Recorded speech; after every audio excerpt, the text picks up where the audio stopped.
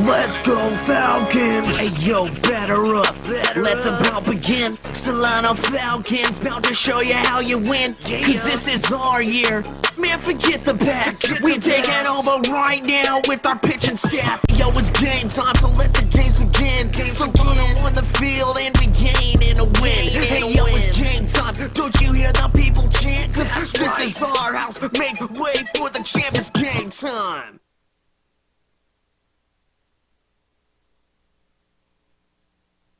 Welcome everybody to Billy and Louise Yarborough Stadium, where your Falcons will take on the visiting Mendocino Golden Eagles. Conference play has officially begun. Falcons taking the first one in the series, 7-5 on Saturday. The Eagles taking the second one yesterday, 4-1 at Mendocino. Now, Brian, now that being said, who are some of the players you're looking out for in today's game? Well, for Mendocino, their starting pitcher, Zach Whiteley, has an impressive non-conference stat line so far. 26 in the third innings pitch, 1.71 ERA, so tough test for the Solano offense and such a really good pitcher for Mendocino. For Solano's side, they're going to keep Jared Innings bat in the lineup with him playing DH, but Gabe Caravantes gets a start at catcher. It's going to be interesting to see defensively what that does with him and Teddy Natter establishing a good rapport early on. Yeah, we'll see if they can establish a connection quick against the Eagles. Now, Brian, you also have the lineup for the visiting Golden Eagles? I do, Chris. Leading off will be Carter Kimberly, the left fielder, and the two-hole is Austin Jackson, the second baseman. Jacob Alvidrez in center will be batting third, and the cleanup position is right fielder Samuel Pennington. DH Robert Gordon will be batting fifth. Jay Guerrero, the first baseman, batting sixth. Joe Brazil, the third baseman, batting seventh. Carter Koch at shortstop will be batting eighth, and rounding out the starting lineup is Tyler Carrasco at catcher, and of course the aforementioned Zach Whiteley on the mound for the Mendocino Golden Eagles. Thank you, Brian. And now the lineup for your Solano Falcons. Isaiah Verrett, center field, Armio High School. Nick Dodson, second base, Justin Siena High School. DH, American Canyon High School. Nathan Gutierrez, first base, the American Canyon High School. Kyle Krebs, right field, Carson High School. Bryce Pribolinski, third base, Liberty High School. Justin Brown, left field, St. Joseph Notre Dame High School. Roberto Diaz, shortstop, Jesse Bethel High School. Teddy Natter, pitcher, Demonte Ranch High School. Welcome back, ladies and gentlemen. Natter on the mound for the Falcons. See, they're warming up. Caravantes behind the dish, and like you said, Brian, that's going to be real interesting to see how him and Natter establish connection first, quickly, second off, in general, that Caravantes is behind the plate. Yeah, it's definitely a different feel, especially when Jared Denning is such a durable, reliable player. But because of the weather and having 3 straight games for both of these teams, it's really tough for a catcher to catch 3 straight games. So not too surprising that Caravantes gets to start here behind the dish. And Teddy Natter's stat line coming in non-conference play, 27 and third innings pitch, 6.91 ERA, 32 hits allowed, 21 earned runs in those 27 innings pitched. First pitch of Kimberly bunted down the third baseline. Fields it cleanly is Caravantes, and not in time. On over to Gutierrez at first, so leadoff bunt single for Carter Kimberly. You got to believe that infield grass is going to play very slow with all the rain that's been going on in Solano County. And it was just a perfectly executed bunt there by Kimberly. And we've seen that the past few games. I don't know about you, but on the Solano College Sports Network, the first hitter of the visiting team has really bunted every single time against the Falcons. Yeah, it's just a good way to kind of gauge the readiness of the infield defense, especially Bryce Pribolinski usually plays in at third. That first pitch to Austin Jackson, second baseman, is outside. And just test the communication of the infield because it's such a tricky play. Does the pitcher field it? Does the catcher field it? It's just a good test to really start out a ball game. Puts a lot of pressure on the defense, and so far that's been the struggle for the Falcons this year, just not really, communicating well on the bunt, because everything that's been bunted, it feels like, has been bunted for a base hit. Yeah, and with Kimberly just putting it perfectly on the grass, you're not even allowing it to hit the dirt, hit the cut of the grass to go foul. It put a lot of pressure there on Caravantes. That breaking ball gets away from Natter, 2-1. And Austin Jackson is at the plate, batting .355 this season with 2 home runs, which is tied for the lead, with 13 RBIs, which is good for third. The pitch swung on and missed from Jackson. 2-2. Not to be confused with Bay Area new signee, Austin Jackson. Forgot he signed with SF. He was with the Indians last year. Yeah. He's been flowing around ever since he got traded from the Tigers. Mm-hmm. And he's a Yankee prospect. Yeah, I do remember that. It was in the Granderson trade. Yep. So full count to Jackson. We'll see if Kimberly at first gets a head start here. Kimberly with just 2 stolen bags on the year. We'll see. At her set. Checks. Delivers. There goes Kimberly. Pitches. 4 strike 3. The throw on over. In time. Gets him on the shoulder. Strike him out. Throw him out. Perfectly executed by the Solano defense. Caravantes didn't let Jackson's movement really deter that transfer, which was very clean, and a great tag there to get the sliding Kimberly for the double play. Nice job from Caravantes. Throwing Kimberly out at second. And Kimberly had a decent jump over there at first. Yeah, absolutely. It just showed the jump he got. Right on over to Dotson to end the inning. So on the strike him out, throw him out, completes it to a 1-2-3 inning for Natter. No runs, no hits, no errors. Falcons in the bottom half. Hey ladies, I'm Isaiah Verrett. Thanks for watching the Solano College Sports Network. Hey, this is Nick Dodson. Thanks for watching the Solano College Sports Network. My name is Jared Denning. Thank you for watching the Solano College Sports Network.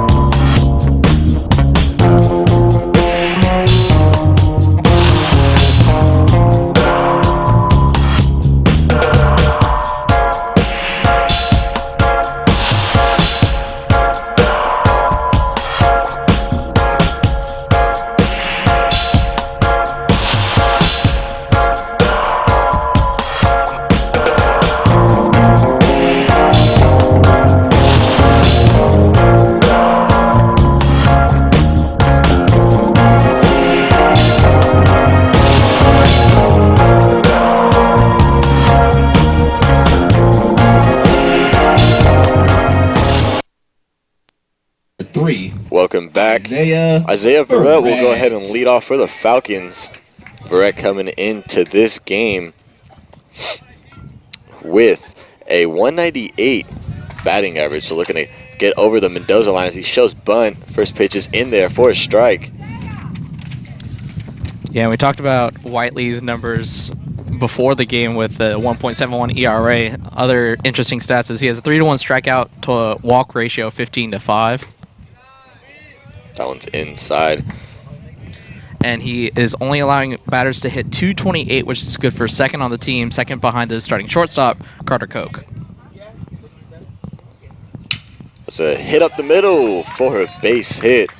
So with that one, Verrett is over the Mendoza line. Nice leadoff single for the Falcons, and that'll bring up Nick Dotson getting the start at second base today. Yeah, great approach there. Just thinking right back up the middle, put a nice easy swing. Didn't do too much with it, hit it back where it came from, and the Solano Falcons have a great table setter there with Verrett. Yeah, Verrett's been struggling as of late, so looking to get things started, especially when conference play is beginning as he takes off here, tries to get around the tag, and does! How about that right there from Verrett? He soared on the wings of the Falcon with the wind picking up there and swam around, that tag for his 7th stolen bag on the year. Now that puts him, I believe, came into this game at 5th, pushes him to 4th now in the Bay Valley Conference in stolen bases. And you see a lot of that typically with the Solano program. Had a lot of really prolific base stealers, including the brother of Nick Dotson, Joey Dotson. He was a great base stealer when he played his 2 years here at Solano. Whiteley sets, delivers, shows bunt as Dotson fields it cleanly, is Whiteley, throws to first, and Dotson's out, so sacrifice bunt moves Verrett over to 3rd with Denning up at the plate now. That was a really good pitch for Dotson to lay down that sacrifice. That breaking ball just hung up there. It wasn't, he didn't have to lunge at it. He could really catch the ball with the bat, which is really what you want to do to dent the ball. And so really good sacrifice for Dotson to move Verrett into 3rd. And it looked like just a get him over pitch. Almost that Whiteley was, all right, Dotson, here you go, bunt it. So Denning looks to drive Verrett in for the first run of the game. And that's the comfort of conference play. When you're Mendocino, you know the Solano kind of philosophy is sacrificing to get the next man over and trust your lineup. And they did luck out on the Verrett steal because it looked like Verrett didn't get a good jump on that one. And luckily, Carrasco behind the plate made a decent throw, but the tag and the swim move over the tag. Yeah, and there was a little confusion too because Austin Jackson and Carter Koch were both there at second base. Koch ended up fielding it, but there looked like a little miscommunication there in the middle of the infield. And I don't think, surprisingly, Denning isn't getting much to hit here with a runner at 3rd. 3-0 count early on from Whiteley.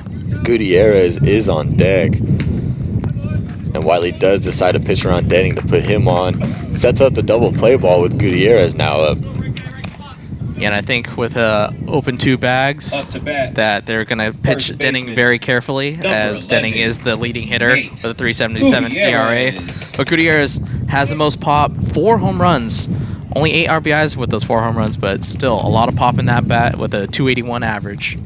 Actually does lead the Bay Valley Conference in home runs. Like you said, it's kind of weird that 4 home runs, but just 8 RBIs. So majority of those RBIs coming in just the home run. It reminded me of the Evan Facenda year where all he seemed to hit were solo shots. Ground ball, 3-4 hole, gets past Jackson over there at second base. So we get this game started off with an RBI single from Gutierrez, puts the Falcons on the board 1-0. And that's what you want to do when you're a left-handed hitter, and there's a runner at first. There's a gaping hole over there on the right side of the infield. Gutierrez just put the bat on the ball, hit it easily into right field, drove in the first run of the ball game for the Falcons. They're up 1-0. So for Gutierrez, that'll be his 9th ribby on the year. Now with Krebs up at the plate. First and second, 1-0 Falcons. 1 out. Whiteley checks on Denning at second. Breaking ball sweeps in for a strike. It's a good get me over breaking ball. Very slow. You got to expect if you're Krebs with 2 guys on to maybe get something fast there. Whiteley pitching backwards to maybe follow up with the fastball here.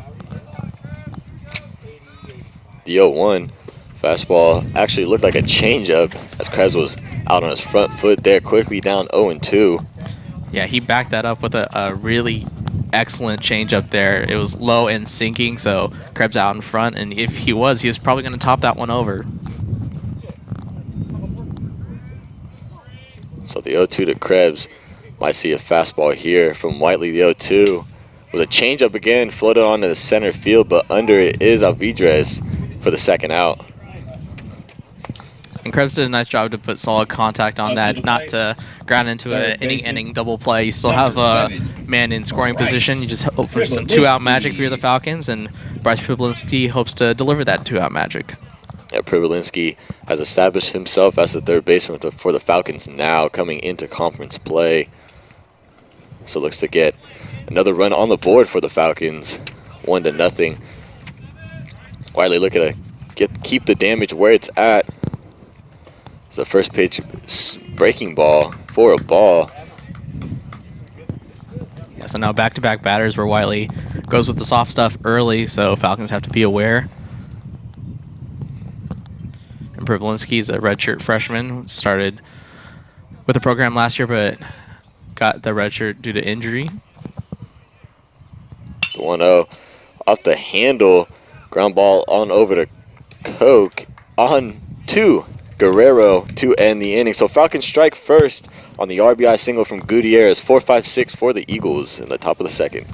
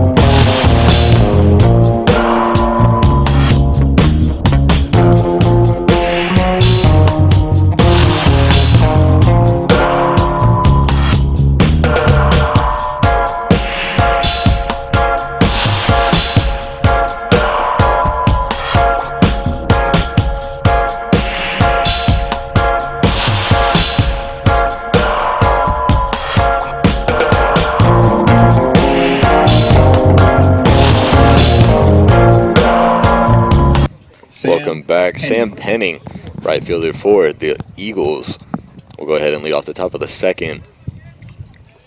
Natter had that nice 1-2-3 inning and lucked out on the strike him out, throw him out. And Penning, the cleanup hitter, batting .317 on the year.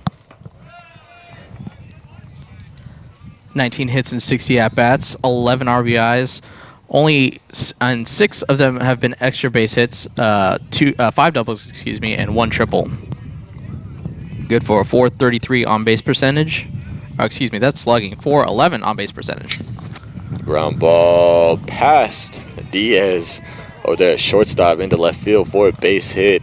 So leadoff single for the Golden Eagles in the top of the second. And that'll bring up Robert Gordon, up to bat, who's actually batting .457, leads the Bay Valley Conference in batting average, going along with 10 RBIs and a .581 on base. Yeah, these two back-to-back, .411, .581, and then the guy on deck, Jay Guerrero, .367, so it's going to be a tough half inning. Bunts for a base hit. Natter fields it cleanly to Gutierrez for the out, so a sacrifice bunt for Gordon. Kind of shocked on that one, to say the least. Yeah, I think that's a really optimistic sort of play, because at the very least you're sacrificing. It's a productive out. But if something happens and Natter doesn't field it cleanly, or you get the perfect bunt down the line, now there's 2 runners on. So I think they're in a sacrifice situation. You trust the speed of Gordon. Maybe something goes wrong, you have 2 runners on. If not, it's still a sacrifice with 1 out and man in scoring position. Low risk, high reward. Exactly. That breaking ball's outside. Guerrero doesn't chase. And this lefty-lefty matchup, gotta favor Natter. Guerrero on the season, 26 hits and 76 at-bats, good for a .342 batting average. That one's inside. 2-0 now. Guerrero leads, second on the team with 15 RBIs, 3 extra base hits, and all 3 are doubles. The 2-0 from Natter, swung on and missed. Little chin music there. Yeah, Guerrero's eyes lit up like the softball got bigger and bigger and bigger. He was swinging for the fences, but in on the hands. Great placement there from Natter to get Guerrero to chase. Here's a 2-1. Fastball fouled. Guerrero's almost looked like he's pulling off. So if I was Natter, I might look to throw the breaking ball outside part of the play, maybe catch him reaching, open up. Yeah, Guerrero looks like he has a very aggressive swing, and Natter really hasn't played with the outside corner yet in this at-bat, so maybe he's setting up for this 2-strike pitch. Caravante does indeed set up outside and catches Guerrero looking for the second out. The second strikeout for Natter, both looking. Austin Jackson in the first on that strike him out, throw him out, and now Guerrero. Plate, number 27, Joe Brazil. So I'll bring up Brazil for the Golden Eagles. Brazil's batting 307, 23 hits and 75 at-bats. Is tied for the team with 2 home runs, 9 RBIs. That breaking ball's in there, hits the top of the zone for a strike. And now there's half inning so far. Worked very quickly here now with 2 outs, runner on second. And now back-to-back hitters with no gloves in this cold afternoon here. Bold move, to say the least. The 0-1 misses low, evens it up at 1. We'll see how much feeling they have in their hands on the drive back to you, Kaya. They don't want an inside fastball, I can tell you that. So 2 out. Penning at second. Singled and got bunted over from Gordon. Check swing. Did he go? Yes, he did. 1 and 2 now. Now they're looking to get out of the inning. I think we all like to be in Brazil instead of be. Especially now. Yeah. I have spring break right now. Yeah? So a trip to Brazil wouldn't be too bad. So we got Joe Brazil in the box. Ground ball over to Diaz. 2 Gutierrez to end the inning. Nice work from Natter once again. No runs, 1 hit, no errors, 1 left on base as we head to the bottom of the second. This is Justin Brown. Thank you for watching the Solano College Sports Network.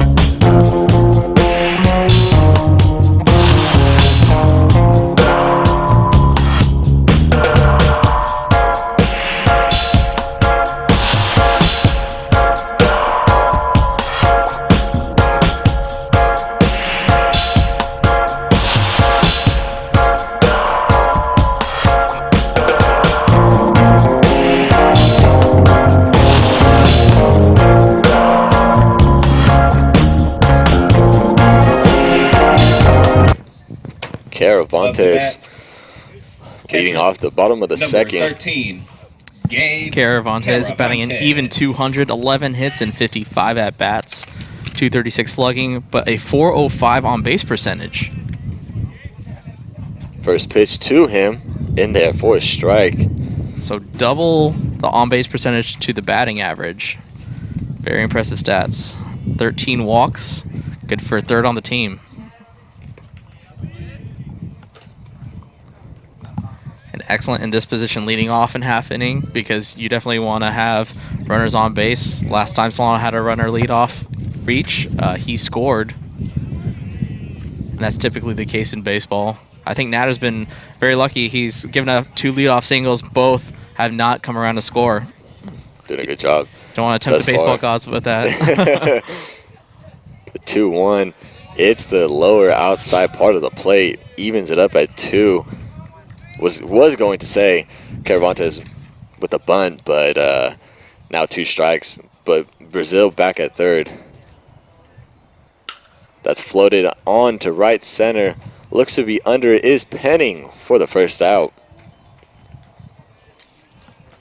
So good job from Whiteley to retire the first batter, especially with the aggressive Justin Brown. He has some pop in his bat. You don't want to have Brown potentially, if he goes deep here, have a 2-run home run. You want to have the bases empty anytime Justin Brown comes to bat. Yeah, Brown coming in at 243, but does have 10 RBIs. That one's fouled off of him. And going along with a 388 on base percentage, so definitely the reason why he's in the lineup. Yeah, Brown, 10 RBIs and only 37 at-bats. That's a great ratio. You got to believe that if you get 4 at-bats, if your offense is clicking, that means Justin Brown most likely is going to be driving in one of those runs.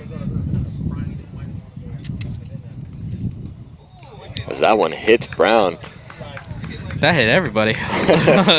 Hit off Brown, hit the top of the catcher, hit the ump. Up to the Domino effect. So Brown gets Brown gets on from the hit by pitch as a breaking ball gets away from Whiteley. So bring up number 9 hitter Roberto Diaz. And I shouldn't really say 9 just because he's almost a leadoff hitter for these Falcons. Yeah, essentially. He is good for 4th on the team with a 290 batting average, 20 hits and 69 at-bats as Justin Brown is chased back. Burt also leads the team in RBIs with 15 and tied for the lead in triples with 3.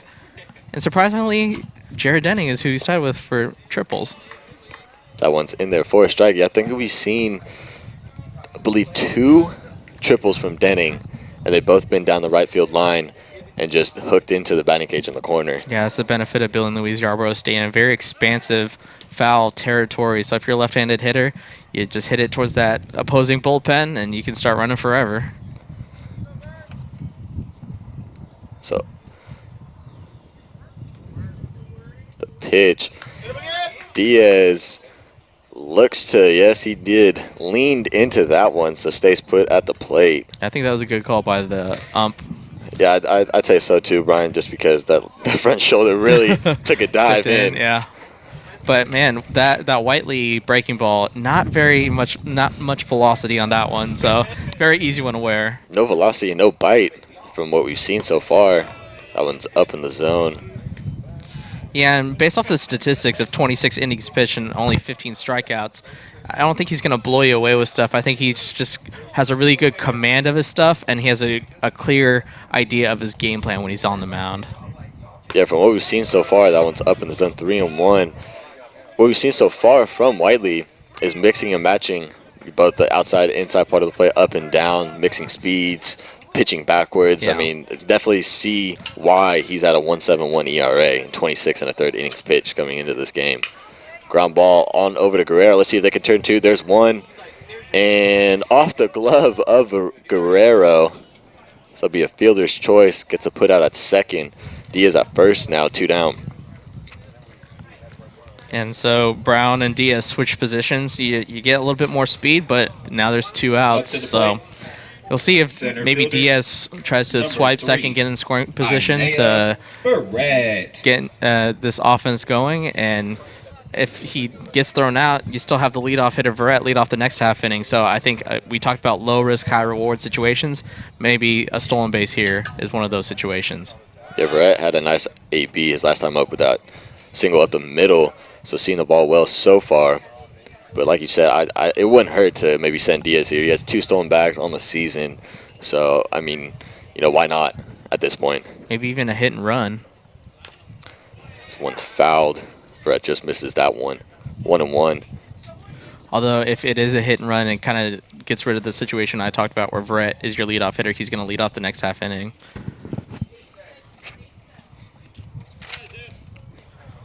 A multitude of options here for the Falcons. Check on Diaz.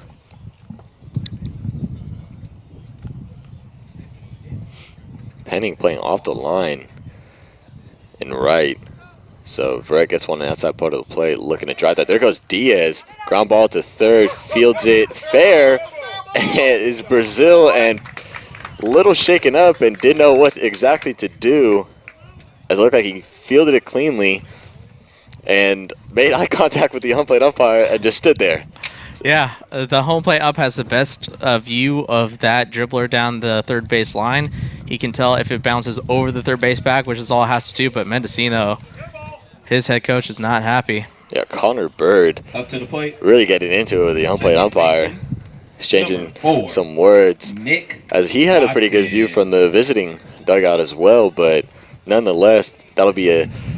Would you count that as a base hit? Yeah. Yeah, I mean, there's no attempt, no nothing. So, yeah, an infield base hit for Verrett to extend the inning. Runners at first and second now with Dotson up at the plate looking to get the Falcons on the board once again.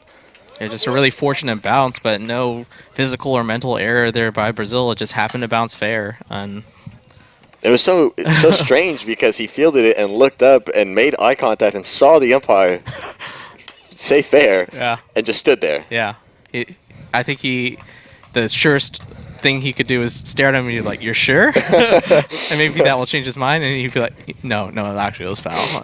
You're right."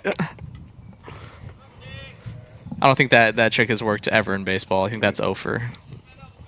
Yeah, that's always the gray area, because you can't overturn a foul or a ground ball, say, over the bag and say if it's fair. Yeah, that even though judgment it's foul. call. Yeah, exactly. It's the judgment You of the can't umpire. replay it back and be like, okay, I don't know. It's just it's part of the game. Yeah. At the end of the day, it is. Now Dodson facing a 1-1 count here. Two very fast runners. So if Dodson finds a gap here, Verrett, don't be surprised if he can score from first. Here's the 1-1. Flown on into center field. There is Alvidrez to end the inning. So nice job from Wiley, able to get out of some trouble as we have no runs, couple hits, and no errors as we head to the top of the third.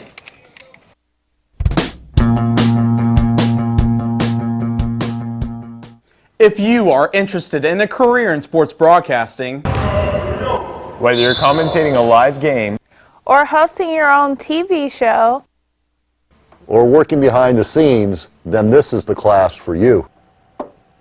For more information, contact Greg Poff, that's me, at solano.edu. we hope to see you here next semester, and remember, it's more than just sports, it's an education.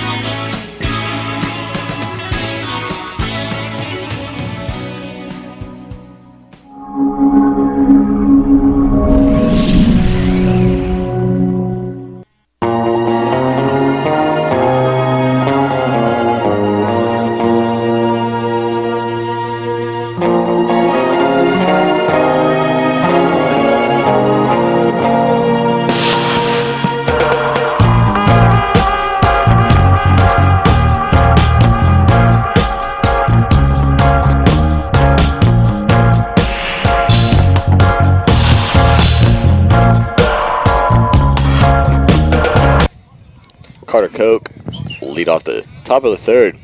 First pitch from Natter is up at the letters for a ball. Koch on the year batting .268, 19 hits and 71 at-bats. He also pitched against the Falcons yesterday at Mendocino. Had himself a pretty good game, to say the least. 7 innings, 4 hits against him, but no runs allowed and just 2 walks. Yeah, when you have a whip under 1 as a starting pitcher, it's very impressive. In the two-way, I mean, he pitches, and he's getting his 21st start of the year, so he's played in every single game for the Golden Eagles. Just a workhorse. Yeah, you got to believe at shortstop that strong arm comes in handy. Ground ball to Dodson for the first out. Not to be nitpicky, but not a lot of hustle on that ground out, though. It was a nice, easy jog. It is the third game in 3 days, but... And a ground ball to second. Yeah. So, maybe cut him some slack. He just pitched yesterday. Yeah, exactly. Yeah, I'm not criticizing too much. But you got to love when guys hustle down the line every single time. That one gets away from Natter. I'm trying to think of a good example of someone that just shows the... Like Bryce Harper. Harper does. Hunter Pence. Although Harper has had a couple instances where he hasn't hustled. Yeah. Hasn't hustled. Adam Rosales. Yeah, man. Do you remember that inside the park home run he had? And he just, or no, it was a home run. He hit a home run. It was a home run, and he sprinted around the bases. I think it was the time where Ortiz hit a home run too, and they did a comparison of the seconds around the bases, and it was just ridiculous the amount of time Ortiz spent compared to Rosales. That one's flown on to right field to Krebs for the second out. So quick 2 outs for Teddy Natter, as he's had a really good start to this baseball game after the Falcons gave him a lead in the bottom of the first. Only 2 hits allowed so far. One of them is Carter Kimberly, who led off the game with that bunt single. Misses 1-0. Yeah, Kimberly batting .342, which is tied with Guerrero for 4th on the team. That fastball's in there for a strike. Now Kimberly has sole possession of 4th as Guerrero struck out his first at-bat, so Kimberly is the 4th leading hitter for Mendocino. Check swing. Did he go? Yes, he did. That was a questionable one right there. I didn't see the wrist break on that one, but nonetheless, 1-2 the count now. Let's see if Nader can complete this inning for a 1-2-3. The pitch. Swung on and missed to end the inning. No runs, no hits, no errors. 4-5-6 for the Falcons in the bottom of the 3rd. I'm Nathan Gutierrez. Thank you for watching Solano College Sports Network. I'm Nathan Gutierrez. Thank you for watching Solano College Sports Network. I'm Nathan Gutierrez. Thank you for watching Solano College Sports Network.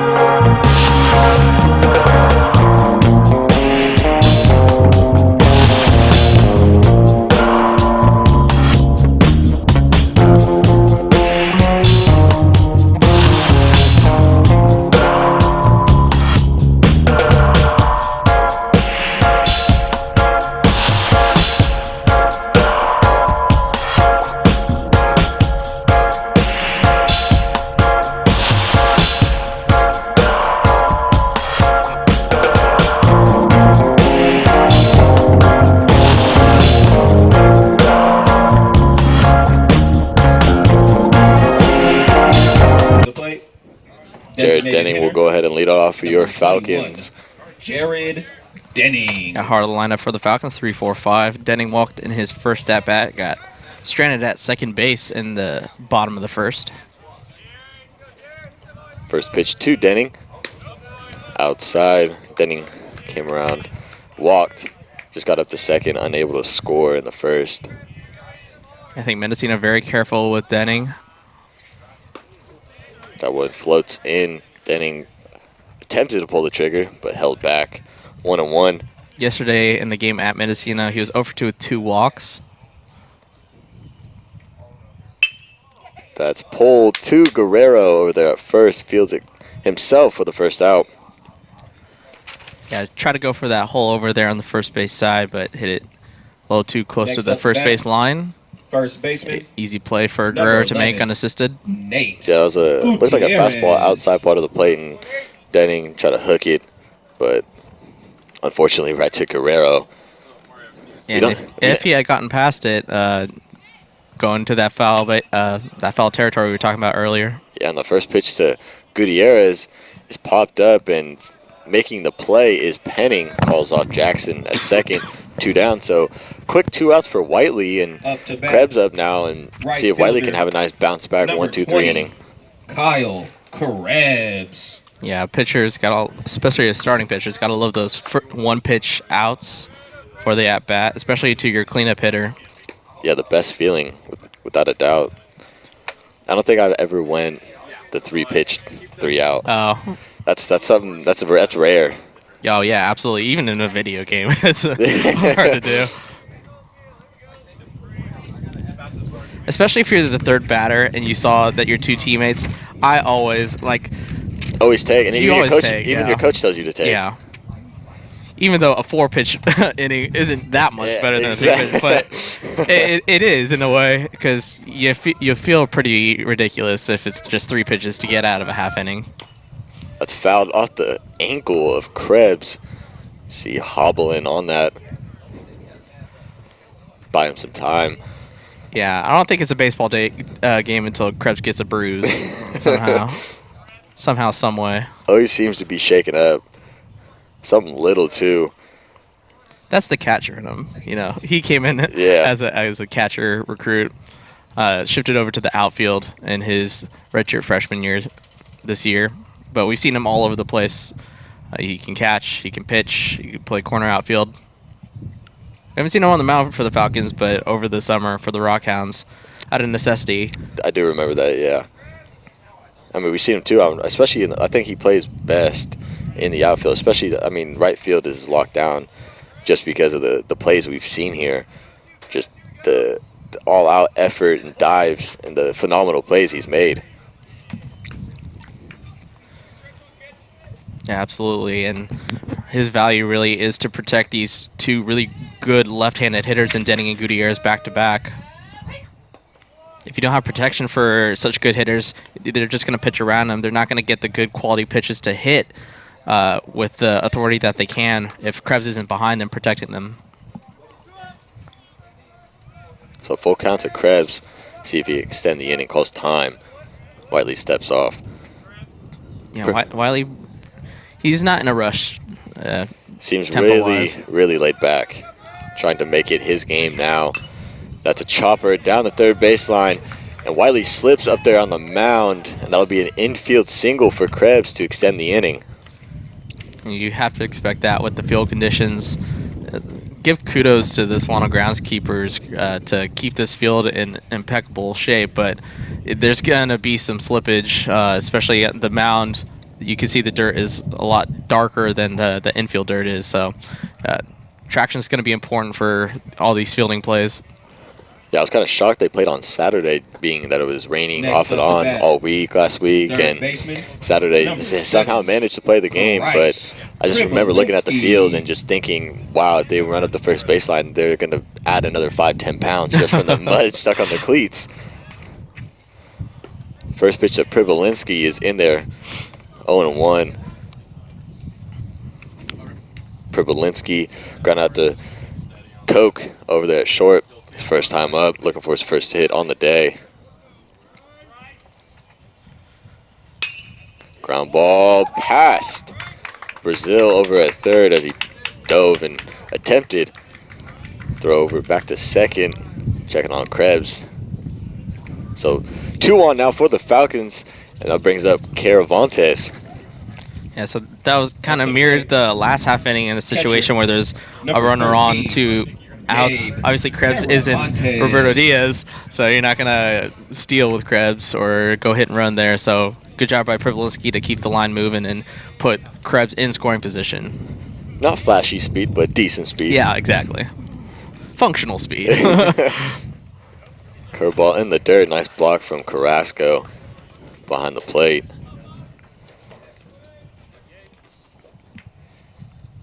Caravantes flew out to right field in his first at-bat, 0-for-1. As we mentioned, catching today, giving Jared Denning the afternoon off defensively. That one misses.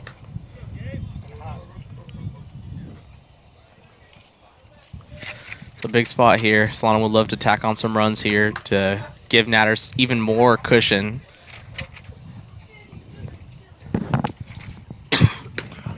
So that's inside, 3-0 the count now. Not what you want if you're Whiteley trying to get out of this inning with 2 outs. Yeah, 3-0. On deck is Justin Brown. We talked about his RBI numbers and his limited opportunities. Finds the zone finally, 3-1. Here, Caravantes should expect a challenge, 3-1. Whiteley doesn't want to walk him to load the bases. That finds the zone as well, brings it to a full count now. So runners will go ahead and get a head start here. Caravantes looking for something to hit, driving Krebs as he'll score easily if it does turn out to be that way. And with such a soft, no velocity, you got to expect Caravantes to maybe look opposite field, especially the location on the outside corner. That indeed is to the opposite side of the field, but tails foul. So nice idea, just trying to straighten that out if you're Caravantes. Yeah, you just got to stay back, really, with Whiteley, because you don't want to lunge forward, you don't want to lose that power posture that a hitter needs. And it's so easy to do because you want to be aggressive, but and pull it. Yeah. As that indeed is pulled and off the glove of Koch at short. Rounding third, heading home is Krebs. The throw to third is not in time as it hits off the glove of Brazil. So an RBI single brings the lead now for the Falcons, 2-0. Yeah, not the prettiest of plays defensively for Mendocino, as that took a wicked hop for Koch and it just went right over his glove.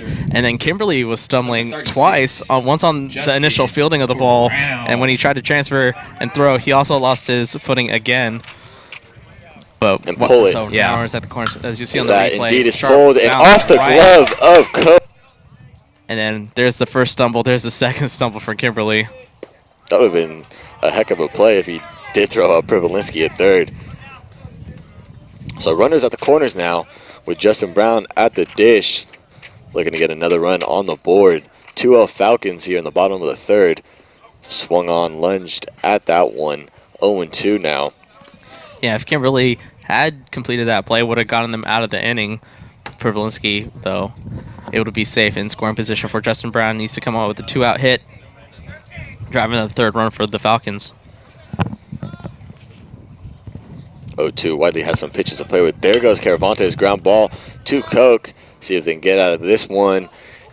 And a nice scoop from Guerrero over there at first to end the inning. So Falcons add another on the RBI single from Caravantes as we head to the top of the fourth.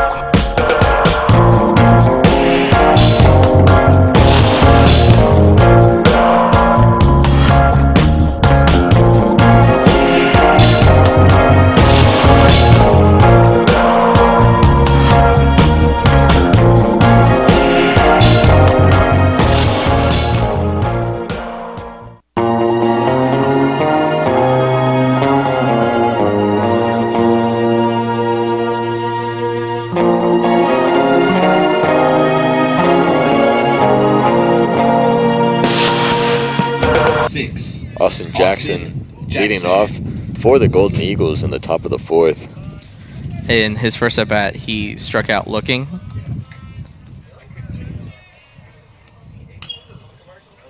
On that strike, sorry. On the strike him out, throw him out. Yeah, I wouldn't be surprised if Nana keeps rolling here if Mendocino doesn't go back to the strategy to try to sneak a bunt in to get a leadoff batter on. Yeah, I mean, it worked well in the first inning. They just couldn't get Kimberly around to score. So he's trying to get something started against Natter here. Pitch to him is inside. Just missed. Nice bite to that breaking ball. It was very tempting. Good discipline by Jackson to lay off that one. And that one hits Jackson in the back of the leg. So he will head down to first to lead off the inning. That was a tongue twister right there. That'll bring up Alvidrez now.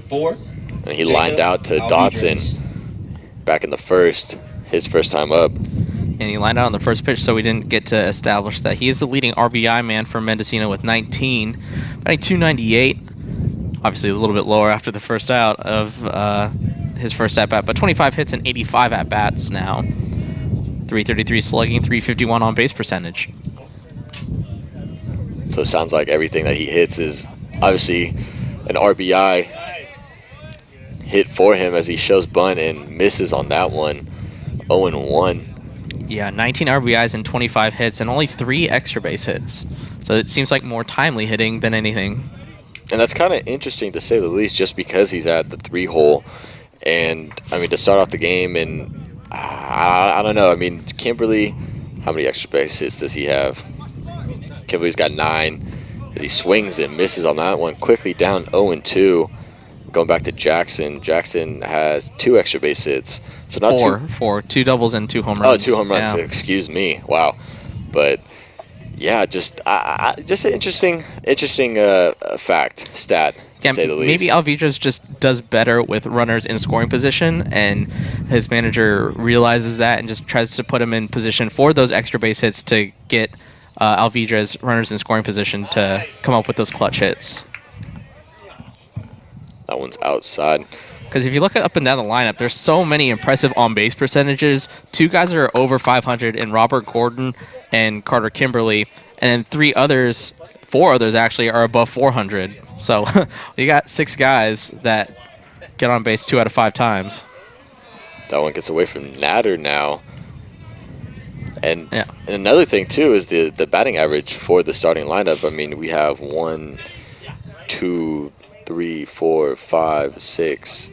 We have 6 guys batting over 300. The remaining 3 are close to 300. So just that offensive powerhouses collectively as a team, they're hitting 310, which is outstanding. Yeah, when 8 of your 9 guys are hitting over 260, it's impressive. That one's in the gap, dropping, but does not actually, is Verrett able to run that one down. Verrett got a clean jump on that one. He saw the fly to that ball right off the bat, and he went sprinting and made a really difficult play look really routine. Yeah, it looked real smooth out there in right center. That's what the speed does defensively. Verrett's been very solid out there, really allowing Justin Brown, Kyle Krebs to kind of get more range because Verrett can cover a little bit more. The first pitch to Penning is in there for a strike. And you wonder that Verrett stayed in the lineup because of his defensive ability. So good job on his part, able to stay in there. That one's lined into right center. That drops right in front of Krebs for a base hit. That was a good deke there by Krebs as he put his glove up like he was going to catch it on the fly. That allows the first base runner, Austin Jackson, to kind of slow up or play halfway in case he thinks he's going to catch it. But obviously short hop Krebs, but a little gamesmanship to not allow. If Jackson got a good read on it, he could have gone first to third. Yeah, you always see that in the bigs. The most famous shot or infamous shot that I can think of is the typical line drive to center field, and center field always puts up his glove acting like it's going to be a close play, but in the end it's really just a line drive right up there. So first pitch to Gordon is a ball. Gordon looking for an RBI as he's in an RBI situation. Jackson with good speed as we have a balk now on Natter. Jackson will head to third, Penning to second. So now 2 RBI opportunity now. Salampa's going to talk to the second base umpire as Natter was trying to say that I think he was just changing the grips on the ball and just kind of spinning it. You saw him. He was spinning his hand to tell Caravantes, redo the signs again. That's not a balk. I mean, even if you had the ball in your hand, it's not a balk. You're just trying to, get the signs again. You see that all the time. Yeah. Which is really, really questionable and why it was called a balk. That's a case where the ump is looking for a balk instead of seeing something and reacting and saying that is a balk. That's somebody who loves the balk rule and is just anxious to call it and just like, oh, you were set, you moved. Gotcha. I saw a fraction of your body move. I saw your jersey move. That's a balk. Yeah. So infield gets drawn in for the Falcons, looking to cut down Jackson if there is a play. That breaking ball is in there for a strike. Almost hit the knee. of Gordon there. If that ump keeps calling, he's going to turn into a chicken with all that bok. 1-1 the count. That was a nice one, Brian. Thank Let's you. say. Natter sets. Here's a 1-1. That one's in the dirt this time. Nice job from Caravante. Is able to keep that in front of him. Yeah, not sure if Gordon was trying to maybe get some contact or just trying to get out of the way of it, but with his batting average at 457, I bet he's trying to get out of the way of it because He wants two to runners hit. on, in scoring position. Here's the pitch outside, 3-1. You wonder if Natter is just trying to put on Gordon at this point and get up Guerrero, who but struck out his last time up. How aggressive Guerrero was and the lefty-lefty matchup, that is, I would say, a much more favorable position. So with the base to play with, except That one gets away from Natter, so bases are now loaded for Jay Guerrero. We'll see if Natter can get a nice pitch in there to Guerrero to get an inning double play. And if I was Natter, I don't know about you, but from just based on that first at bat, I'd go high and inside, maybe get him looking there, tail off a curveball low outside, and catch him rolling over, get a double play. yeah, I'd be surprised if that first pitch isn't inside at the hands. Guerrero steps out. Because if you're Guerrero, you got to expect that Natter's trying to get a double play, and maybe you're looking low, but Natter saw the swings he was taking high. That first pitch is indeed high and inside, fouled off left side, out of play. So nice work from Natter getting ahead early, 0-1.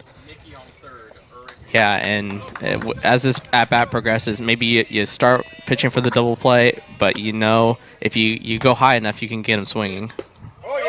That one's inside that time. A little bit too much. Guerrero almost looked a little scared on that one. Backs out, just trying to get out of the way, but questionable on that as he did not go.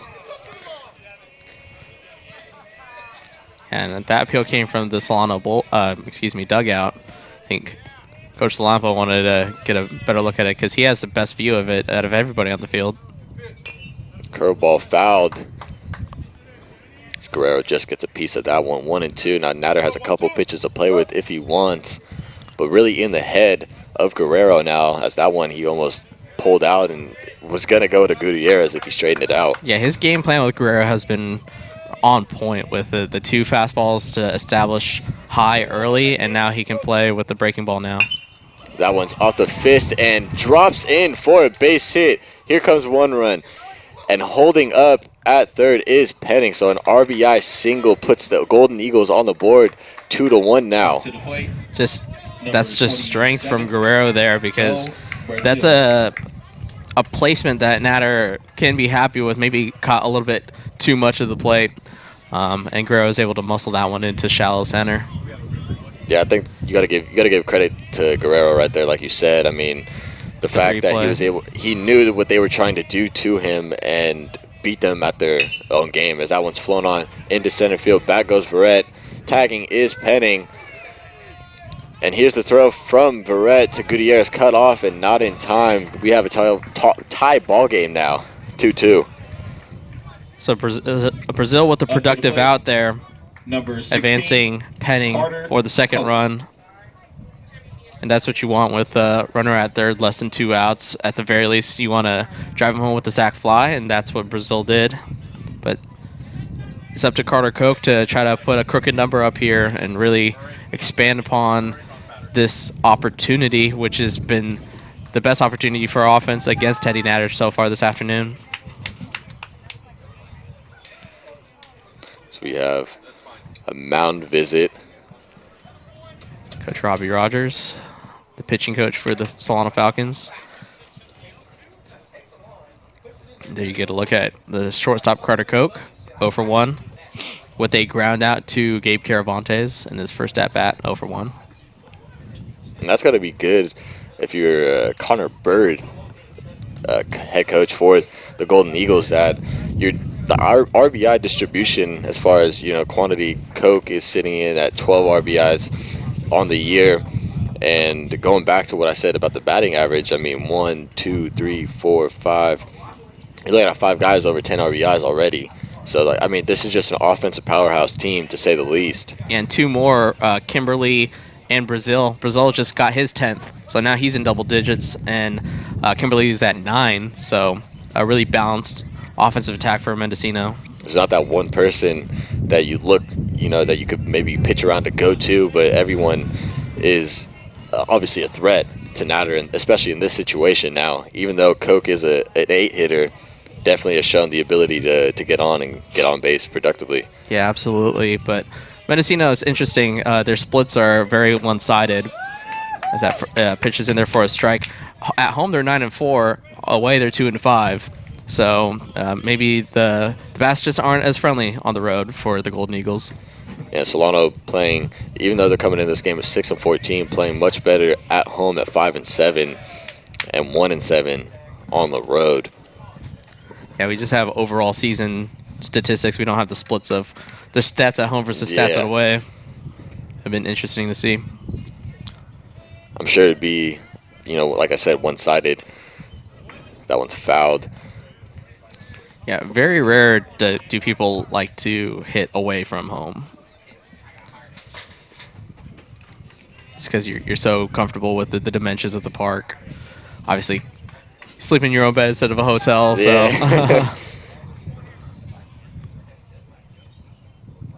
So 1-2 the count to Koch. See if Natter can go ahead, set him down to keep the ball game where it's at. As a swing and a miss, as he does indeed. So Golden Eagles get on the board, able to tie this one up in the 4th as the Falcons looking to squeeze on ahead once again in the bottom half. Hi, this is Roberto Diaz, and thanks for watching the Solano College Sports Network.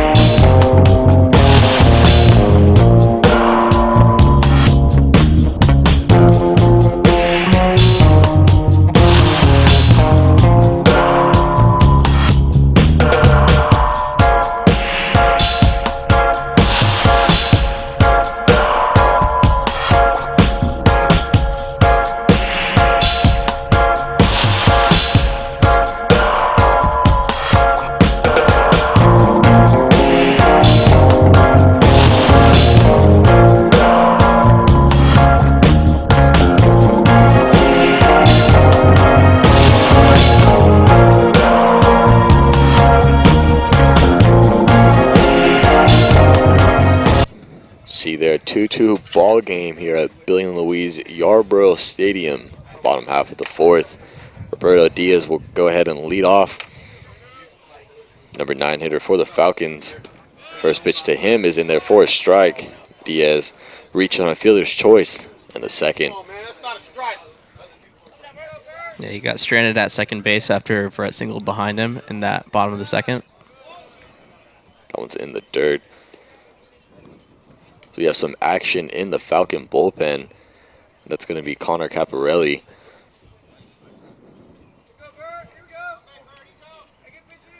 The 1-1. Ground ball to Jackson.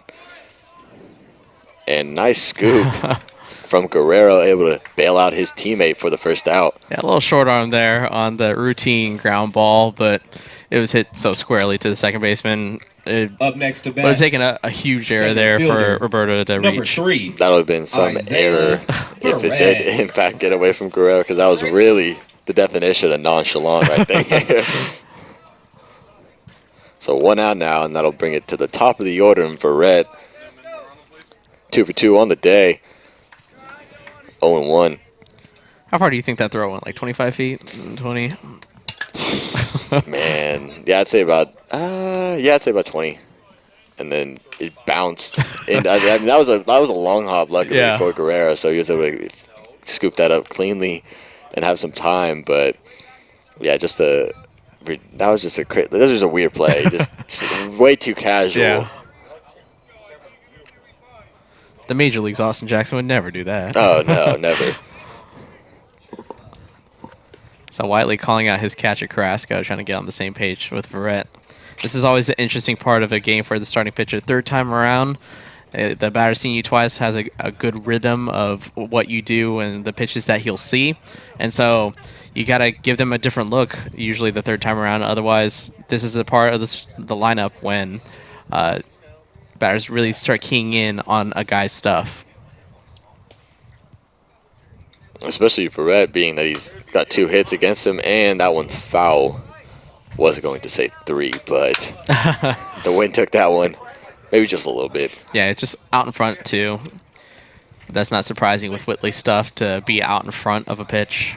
Yeah, and if I was Verrett, I'd kind of be in the back of my head just a little sketch about that. That one's floated into center field, but up for the second out.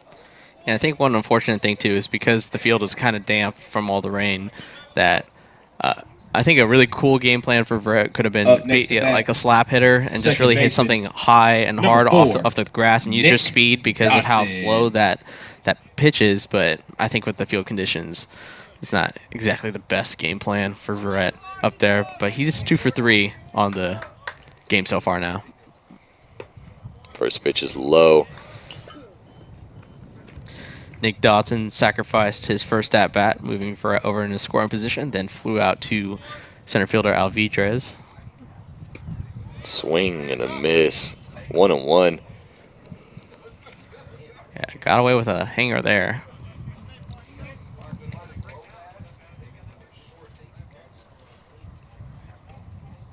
Here's a 1-1 in the dirt. Should Dodson reach? On deck is Jared Denning, the DH. Dodson will love to get on base here to continue this inning. That one finds the zone, evens it up at 2.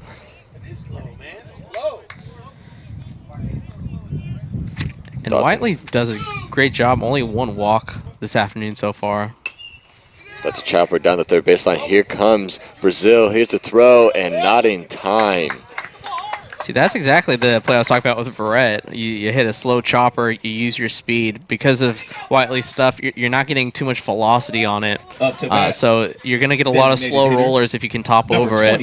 And nice play by Brazil to field it cleanly and make a accurate throw. But Dodson, plenty of time. And talked about the Dodson speed. I guess it's hereditary. So runners at first. That'd be Dodson. Check on him from Whiteley. See if Dodson could potentially go here. Dodson just 1 stolen base, but obviously has proven his speed on that chopper that was just beaten out. Inching towards second, does not go. First pitch to Denning is low. Yeah, if we're just reading body language, Dodson's very focused on the move and trying to establish what is his throwover and what move does he try to find some sort of a tell that Whiteley is going to go home. 1-1. Denny looks a little frustrated up there at the plate. But give credit to Whiteley. His stretch is very quiet. It's a simple little slide step. Going to be very difficult to get a good jump. Simple everything. And really keeping these Solano hitters off balance. And I mean, it's 1-1. You know, majority of the time you may see a changeup or a fastball, but he so far he's gone curveball, fastball, changeup. You know, mixes up everything in each and every count. That one's driven into right field. Back goes Penning. That bounces on the warning track. Fields it cleanly. Getting the round is Dodson. Here's the throw, and not in time.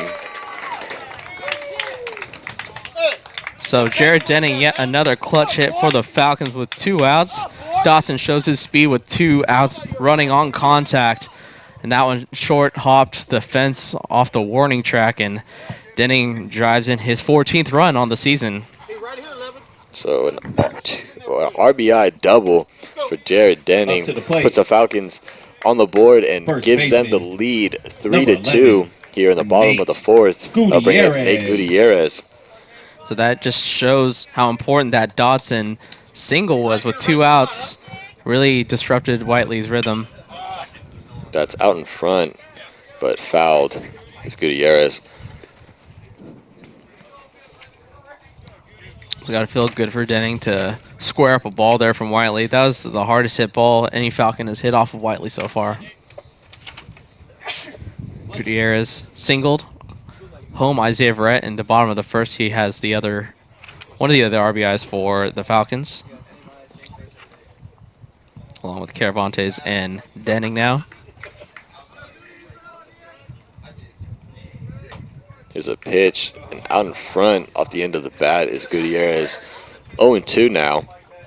Yeah, it's just all about timing up Whitley's breaking ball there for Gutierrez. But back-to-back pitch has been a little too aggressive there. We'll see how he adjusts with 2 strikes. So 0-2. And as I was saying earlier, I mean, I wouldn't want to be down in the count against Whiteley. You don't know what's going to come. Yeah. Well, you know it's going to be slow. It's probably going to be low in the zone. Here's the 0-2. Fastball at the letters. 1-2. And so he decides to contradict everything I just said with a high and a fastball. Not exactly fast, but might look for a breaking ball here in the dirt, or maybe even a changeup tail away. Does throw the change and just gets a piece of it to stay alive as Gutierrez. Yeah, that was an excellent 1-2 pitch. I think that fastball really set up that low and away changeup, changing the sight lines of Gutierrez. But good job to just maintain contact. Got to stay on your toes if you're Gutierrez. Short swing, got to shorten up here. Here's the 1-2. That's fouled, out of play. Yeah, talked about the simplicity of Whiteley's approach for Gutierrez. He has to keep that approach simple as well. I think right back up the middle, maybe even left center, if anything. Yeah, because your tendency, especially with a soft thrower in Whiteley, and that is a balk. Yeah, they called the balk as he is about to release, so he just decided to toss it. Yeah, instead of trying to pull up and maybe get hurt. And it looks like Whiteley knew it. On the same page with the umpires. So Denning will move to third on the balk. What went further, the Jackson throw over to first or the Whiteley little toss after the balk? I've still got a... And I guess it wasn't a balk. I guess it was time that was called. Oh, that would make sense then. Yeah, Denning just going to take his an extra 90 feet. He almost got away with it. Almost snuck his way over to third. And he would have gotten away with it too if it wasn't for that third baseman. So 1-2. Denning at second. Here's the pitch. Curveball floated into center field. And back goes Alvidrez to retire the side. So Falcons able to take the lead back on an RBI double from Jared Denning as we head after 4 innings, 3-2 Falcons in the top of the 5th.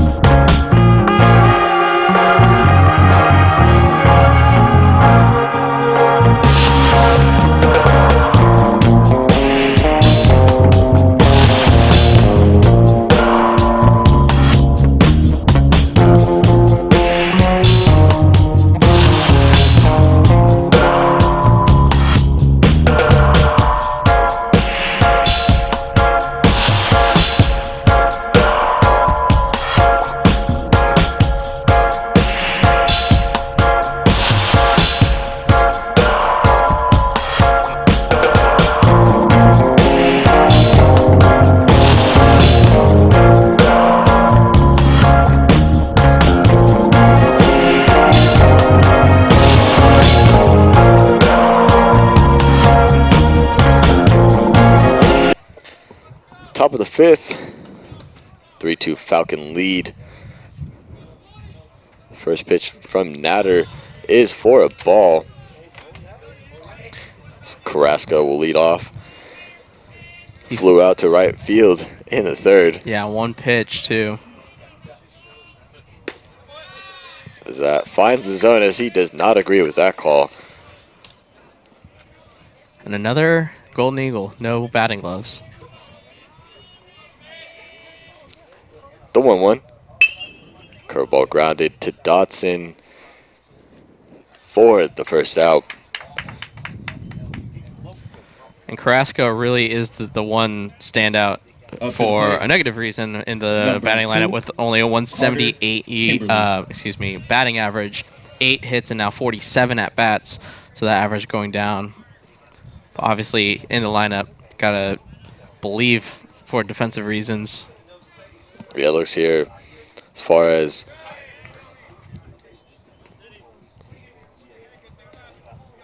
he only has one pass ball. And I'm trying to figure out this stat line as far as this. It says SBA and then RCS. Runners caught stealing, stolen bases attempted. Okay. So it's percentages. So he's allowed 15 stolen bases then.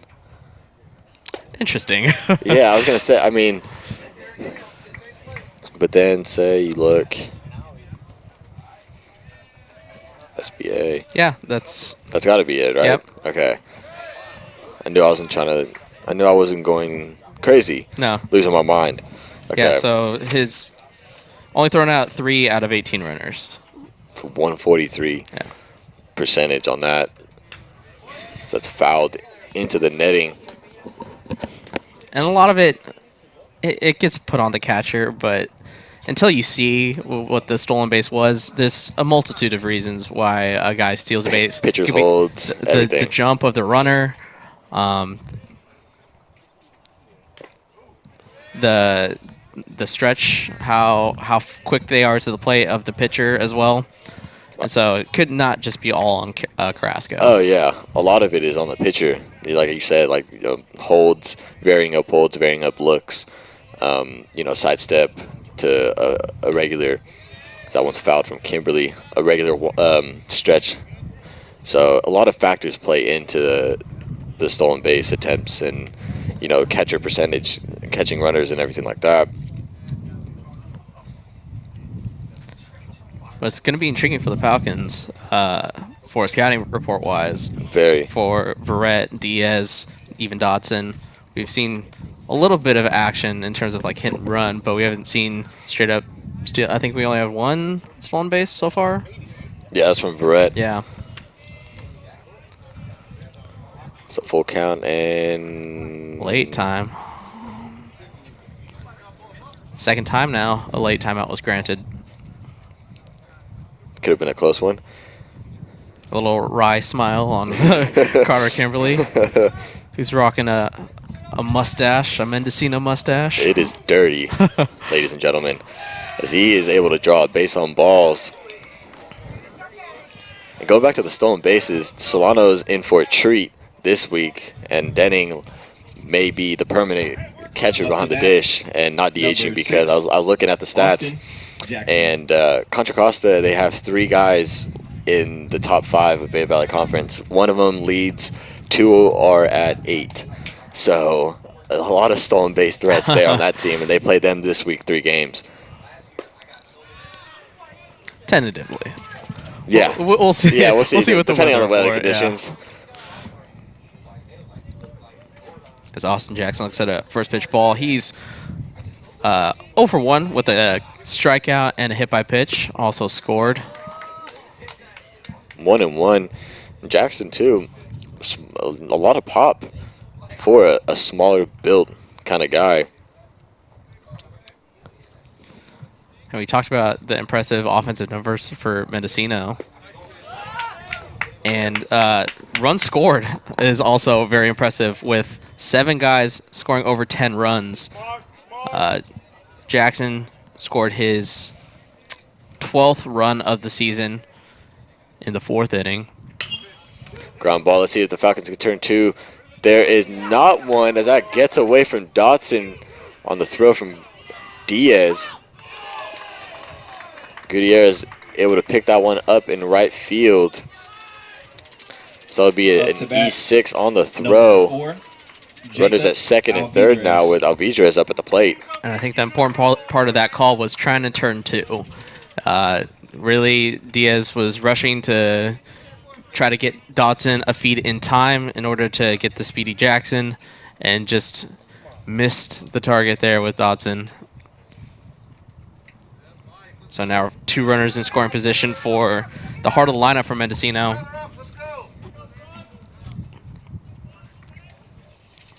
And throws like that, that play is really sometimes tough for a shortstop or second base. Really dropping back that right or left foot and really dropping the shoulder as well, because just like that from Diaz, you wonder if just because of that throwing motion, that angle that he dropped his shoulder, the ball got away from him. Ground ball to Diaz, and right under his glove into left field. There's 1 run, and here comes 2 as the Golden Eagles will take the lead 4-3. You got to wonder if the last play was in the head of Diaz defensively, because just took his eye off the ball there. Number 19, Sam. The ball's hit right at him. Just took his eye off it, and it went past his glove and left, I think, back-to-back errors, I would say, for Diaz. So Sam Penning, who singled and came around to score his last time up last inning. He's 2 for 2. 1-0.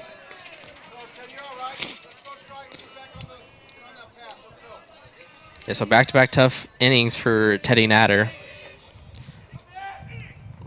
Hasn't been helped out defensively. We talked about some of the defensive woes earlier for Solano,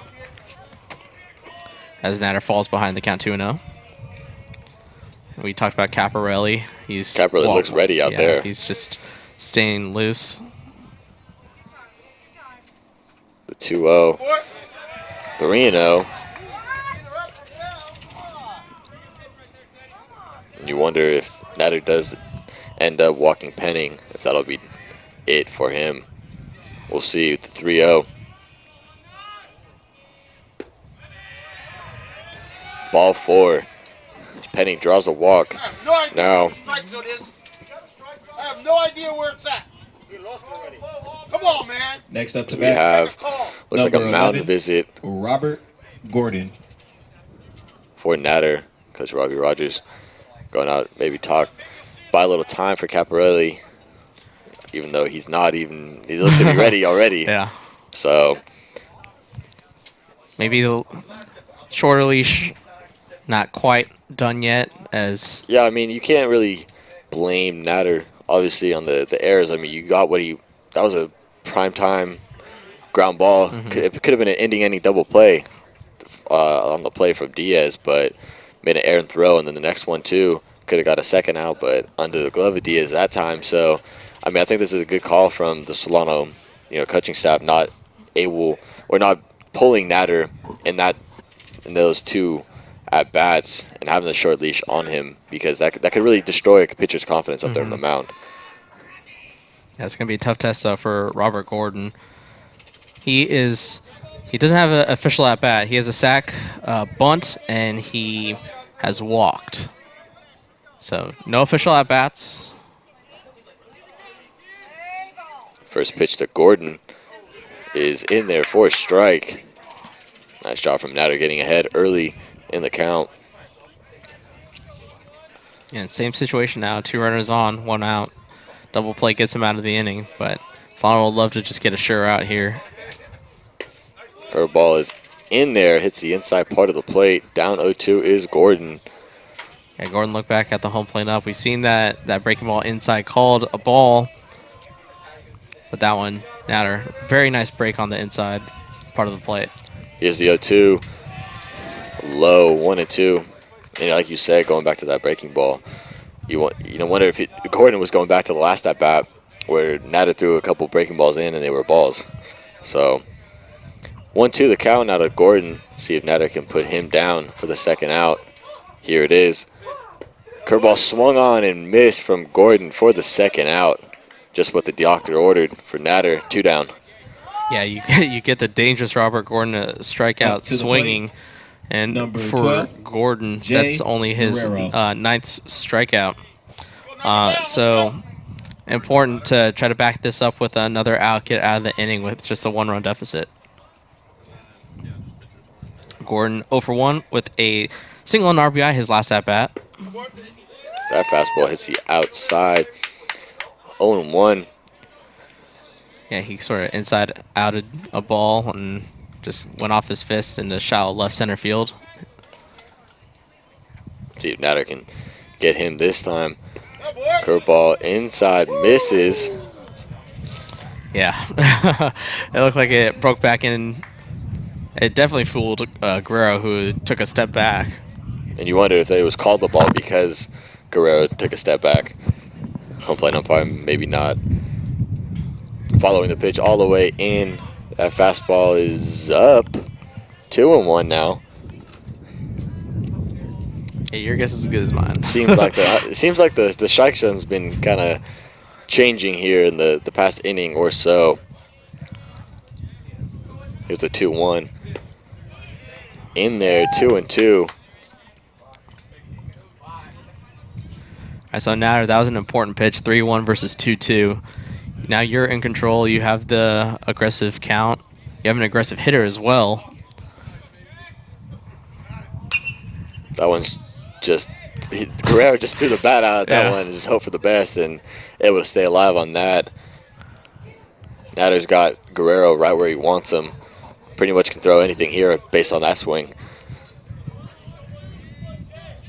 Yeah, so Guerrero in a 2-strike is just going to protect everything basically. Maybe that Vlad Guerrero philosophy, just hit anything that's thrown. Even if it's bounced. So 3-2 the count. Alvidrez and Penning will go ahead and get a head start. 3-2, 2 out. Natter sets. The pitch. Fouled. Nice shot from Guerrero. Able to stay alive once again. On deck is Joe Brazil, third baseman. Should Jay Guerrero reach and extend this inning? But Natter needs to focus on the batter here. 3-2, 2 outs. 2 runs have come across in this half inning as Mendocino has taken the lead 4-3. We'll do it again. Here's a 3-2. In the dirt. Ball 4. So bases are now loaded. Like Brian just said, Joe Brazil will go ahead and make his way up there. Bases loaded, 2 down. 4-3 ball game. Golden Eagles lead this one here in the top of the 5th. Natter's still up there on the mound looking to get out of this inning.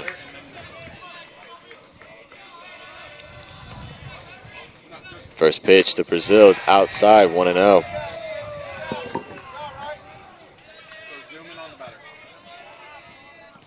So Brazil, 9 RBIs, 10 now, with that sac fly in his last at-bat, 0 for 1. Looks really comfortable up there at the plate. Soft, relaxed hands, 2-0. And now with a 2-0 count, he's going to look for a specific location to try to drive the ball, try to clear the bases potentially. Yeah, hitter's count 2-0. He's looking for his pitch. That one's up. A little chin music from Natter. Now that changes the approach for Brazil. That's 3, and now you're most likely taking unless he gets the ultimate green light here. 3-1. And now Brazil can once again look for his pitch here. Here's the 3-1. Fastball inside for a strike. Really good challenge fastball there from Natter. As if you're Brazil, you would probably look fastball in the 3-1 situation. Here's a full count in the dirt. So Natter walks in a run. Alvidrez scores. So Brazil able to get an RBI on the walk. Up to the plate. 5-3 ball game. Number Golden 16. Eagles. Yeah, Carter. that release on Natter just looked like he held on to it a little bit too long. Just Looked like he was trying to throw a too little much. Exactly, a little too much mustard on that one. That first pitch is low. I'm kind of interested on, why Natter's in the game still. I mean, he just walked in a run. You know, I get understanding, you know, leaving him out there, but in this case, I don't know. It's almost, like I said, it's like the gray area. You know, you don't want too short of a leash, but Slimp already showed that. But now it's like it's going towards the end of maybe too long of a leash. Basically, he just walked in a run. Now he's down a quick 2-0. It's going to be a quick meeting on the mound now with Caravantes as Caparelli's up throwing again. So before in the half inning, he was just sort of stretching out there, keeping his legs warm. But now actively warming up his arm again. Take a look from our main camera at Caparelli. Big 6'5", right? Pitcher. Lanky. Yeah. There's Teddy Natter, starting pitcher. Here's the 2-0. Inside, 3-0. Yeah, Natter shrugs his shoulders like, where did that miss? So now, tough spot for Natter. Once again, 3-0, bases loaded. 3-1. It's almost a deja vu, just like he did to Brazil last at bat. Now they're still looking to get out of this inning. That one's fouled straight back. 3-2 the count, so we'll do it again. Yeah, interesting for Natter. In his first 3 innings of work, no walks, and his last 2 have already issued 5 walks. Here's a 3-2 from Natter. Curveball gets him looking to end the inning. Questionable call there, as Connor Koch was not agreeing with that one as he stared down the umpire. So Golden Eagles able to take the lead 5-3 as we head to the bottom of the 5th. Falcons looking to tie this one up. Hey fellas, this is Kyle Krebs, and thank you for watching the Solano College Sports Network.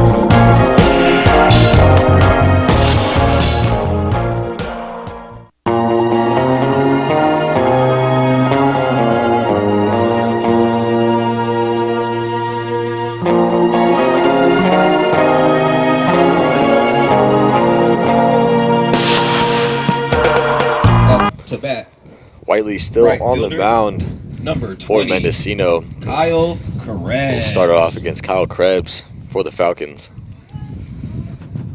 Krebs 1 for 2 with a single run scored. He also flew out to center in his 2 at-bats. First pitch to Krebs is inside for a ball. Now Whiteley, that was a long half inning for him to sit in the Mendocino dugouts. I'm always intrigued about how a pitcher responds. Obviously, you love the run support, and now you're pitching with the lead. But at the same time, your rhythm is thrown off because it's such a long half inning, and with a cold and breezy day, keeping yourself warm is very important for Whiteley. I was just going to say, especially in the cold weather like this, probably even tougher for a pitcher. So not surprising, falls behind in the count 2-0 to Krebs.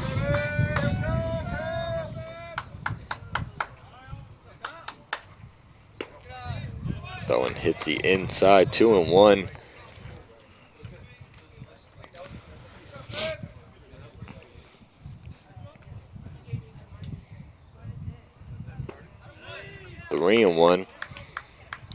first count for Krebs.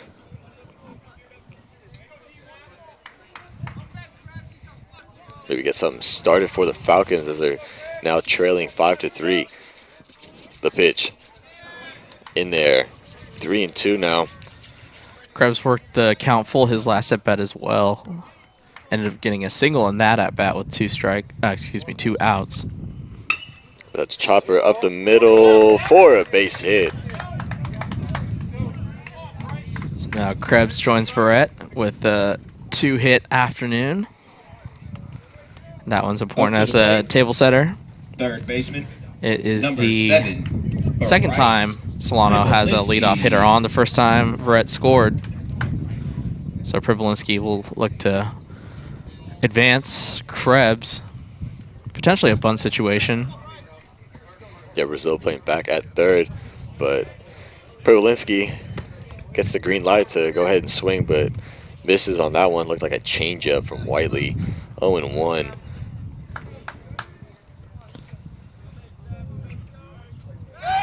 Check on over for Krebs.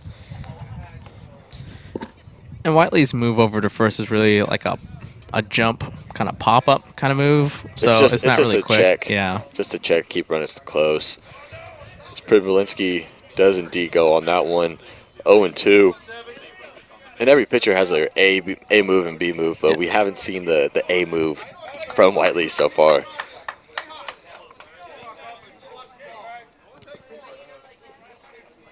He jumps ahead 0-2 on Pribolinski. Look like almost a pitch out. 1-2. Now Whiteley could go back to that big, slow, sweeping breaking ball here. I actually think his changeup has been more effective against Pribolinski. The pitch does indeed go to the changeup, like Brian said, but in the dirt. Nice block from Carrasco. Yeah, I think there's just a lot more sink to it as well than the curveball. There's not a ton of bite to it, so I think you're more likely to roll over that changeup than his curveball. The 2-2. The changeup again popped up and out of play. So Pribolinski gets second life.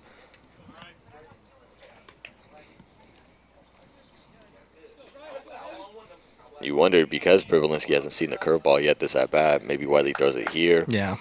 Maybe catches him on his front foot. We'll see. But just like I said earlier, I mean, you don't know what's coming from Whiteley. He's proven every pitch and proven it for it to, throw across for a strike.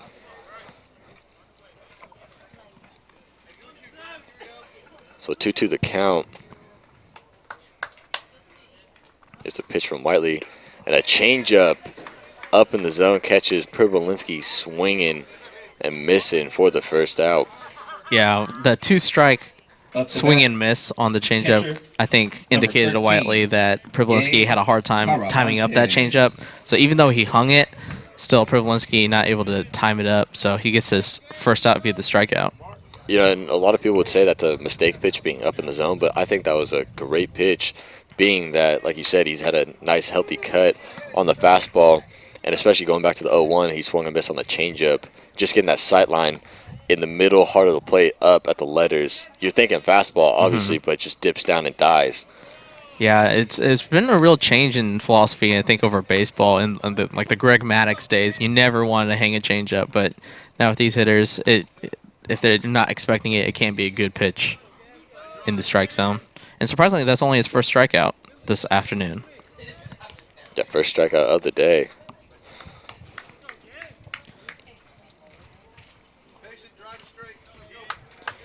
Two and one. See if Krebs goes. Does not.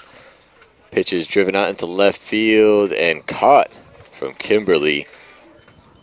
That was a liner almost right to him. Had to step back just a little bit for the second out. Up to bat. Left so fielder, Krebs getting on with the leadoff single. Back-to-back Falcons been retired. It's up to Brown to move him over and continue this half inning of work. Brown 0 for 1 with a hit by pitch and a ground out. Curveball driven past Brazil over there at third base to extend the inning. It's a nice piece of hitting from Justin Brown. Well, we got Roberto Diaz, who's looking to bounce back from those 2 errors last half inning that put the Golden Eagles on the board and give them a lead. And Brown did a really nice job of staying back on that slow breaking curveball. He was able to square it up nicely and hit it right past Brazil at third. Puts Diaz in a great position to try to tack on his 14th RBI. Excuse me, 16th. He actually leads the team with 15. 0 for 2. Reached on a fielder's choice and grounded out in his 2 at-bats. Pitch to Diaz in for a strike, 1-1.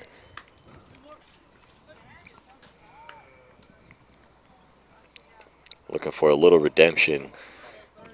Maybe at least get one of the runs back in. Cut this lead in half for the Falcons. Here's a pitch from Whiteley. Check swing. Did he go? No, he did not. It's a great job of holding up there by Roberto Diaz. I don't know about you, but it looked like he went on that one. Well, fortunate break for the Falcons, as you'll take as many balls from Whiteley. You don't want him ahead in the count 1 and 2. Here's a pitch up in the zone, and a little pop-up from Carrasco, keeping Krebs close to second, even though no one was there. Yeah, it's those little things, though, that decrease your secondary lead from Krebs with 2 outs that sort of add up. It's grounded foul first base side.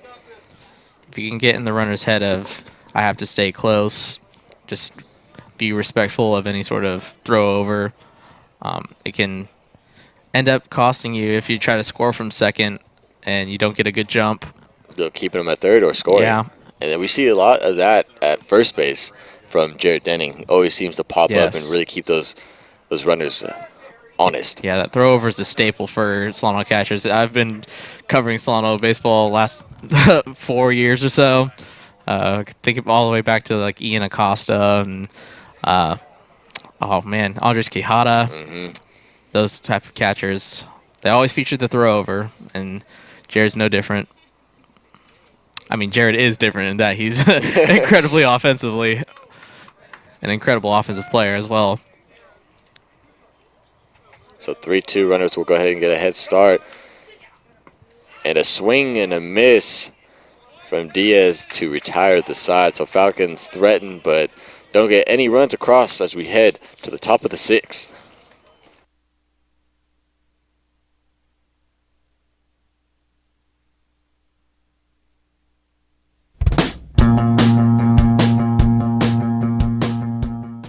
If you are interested in a career in sports broadcasting, whether you're commentating a live game or hosting your own TV show, or working behind the scenes, then this is the class for you. For more information, contact Greg Poff, that's me, at solano.edu. we hope to see you here next semester, and remember, It's more than just sports, it's an education.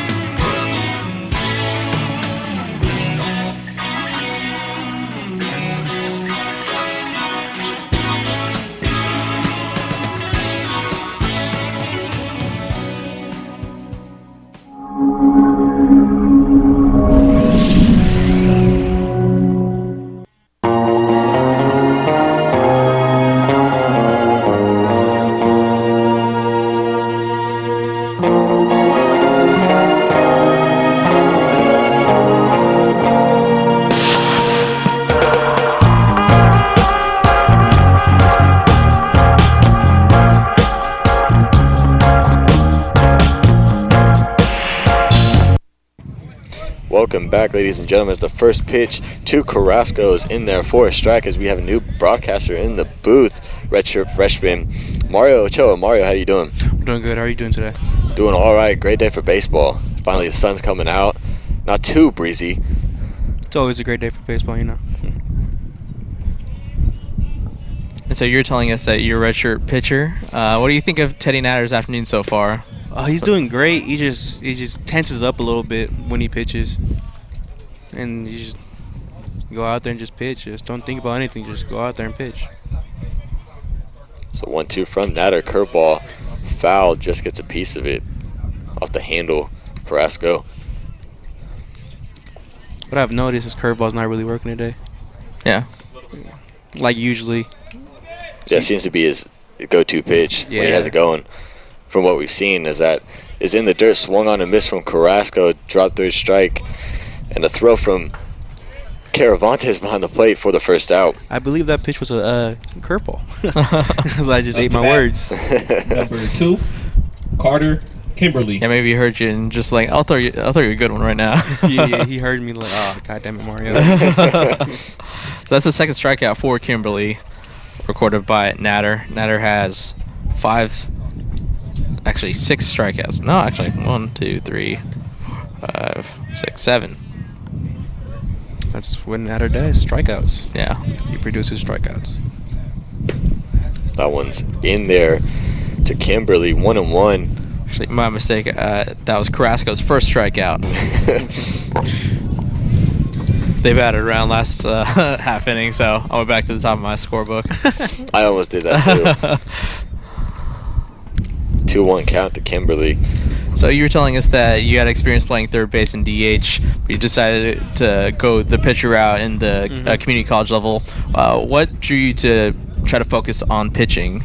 I pitched a lot my freshman and sophomore year, but when I got to varsity, I just started playing third base and DH because when I was a sophomore, I broke my jaw, and I think my coach was scared of me pitching again because it was a comebacker to the face, and I think he was like, I don't want you to pitch no more. And I was like, so they put you at the hot corner. Yeah, at the hard corner. Like, hey, I think I got hit more times at third base than I ever did pitching. Third base will, definitely leave you bruised after every game. That's for sure. I'm a bigger guy, so I take it.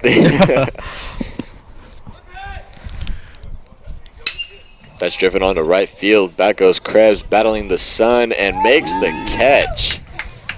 Nice job of tracking that one, heading towards the wall and the sun at the same time for the second out. Makes it look so easy. He does. He really does.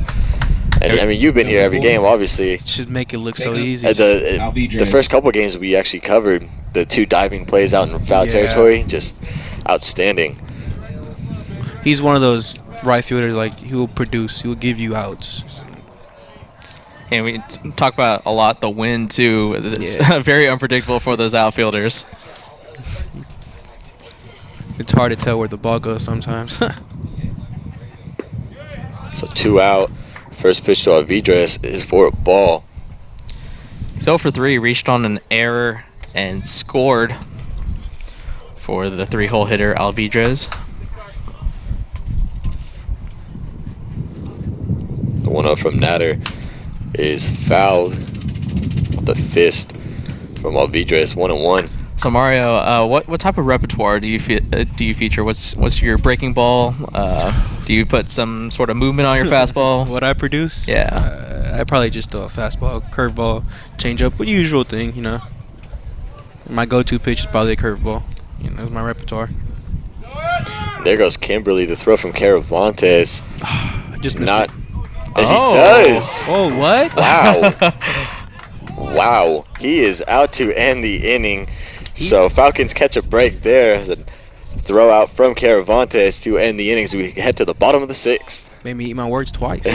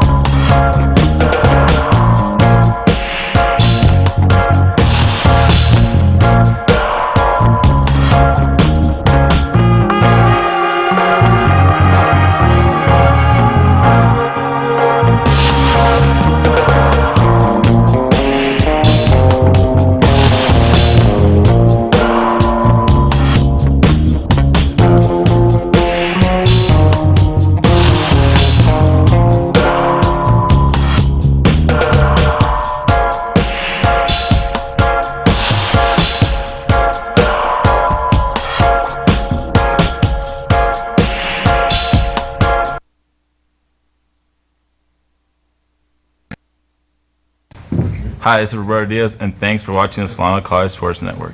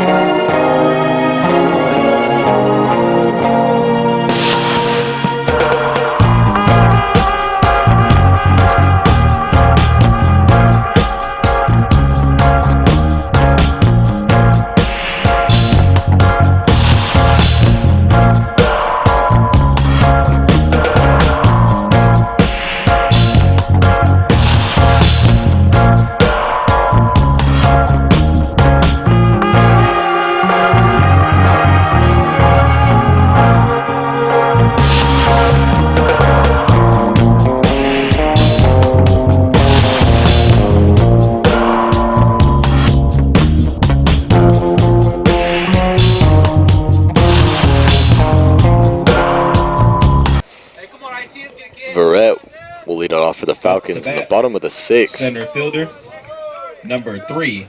So we have a new pitcher in Tyler Key for the Golden Eagles. 4 appearances for Key, 2 innings pitched, 3 hits allowed, 3 earned runs. He has walked 4, struck out 1. Batters are hitting .375 against him. Brett shows bunt, but that one's in there. So a big spot here for Mendocino to go to a guy with only 2 innings pitched to kind of bridge the middle innings from their starter to the back end of the bullpen. So I think for the Falcons, they need to jump on Key's inexperience in non-conference play, try to tack on some runs while they can against the middle relief. Yeah, get back in and tie this one up. The last thing you want is to be down and have them hand it over to their closer with the 5-3 ball game. Yeah, and I think luckily for the Falcons, one of the guys who has 2 saves is Carter Koch, but he's playing shortstop and he pitched yesterday, so you got to believe that he's not available. But Jared Habellin, that one's popped into left field, and under it is Kimberly for the first out. So that makes Isaiah Verrett 2 for 4. Flown out his last 2 at-bats. Brings up Nick Dodson, second baseman, who singled and scored his last at-bat. Nick Dodson. Dodson's been in and out of this Falcon lineup, but having himself a pretty good day so far. In that game yesterday, actually came in and got a hit and came around to score the lone run for the Falcons in the 4-1 loss to Mendocino. Calls time. Need to restock some baseballs for the umpire. That was an interesting move, to say the least, in the middle of an at-bat to call for the baseballs. Well, I guess he needed them. Yeah, it works in favor for, you know, it could either work in favor for Key or even Dodson. You know, that could really throw off the rhythm of either or. Or could throw for both of them. Exactly. If Key was ready to pitch. He looked locked and loaded. That breaking ball's outside.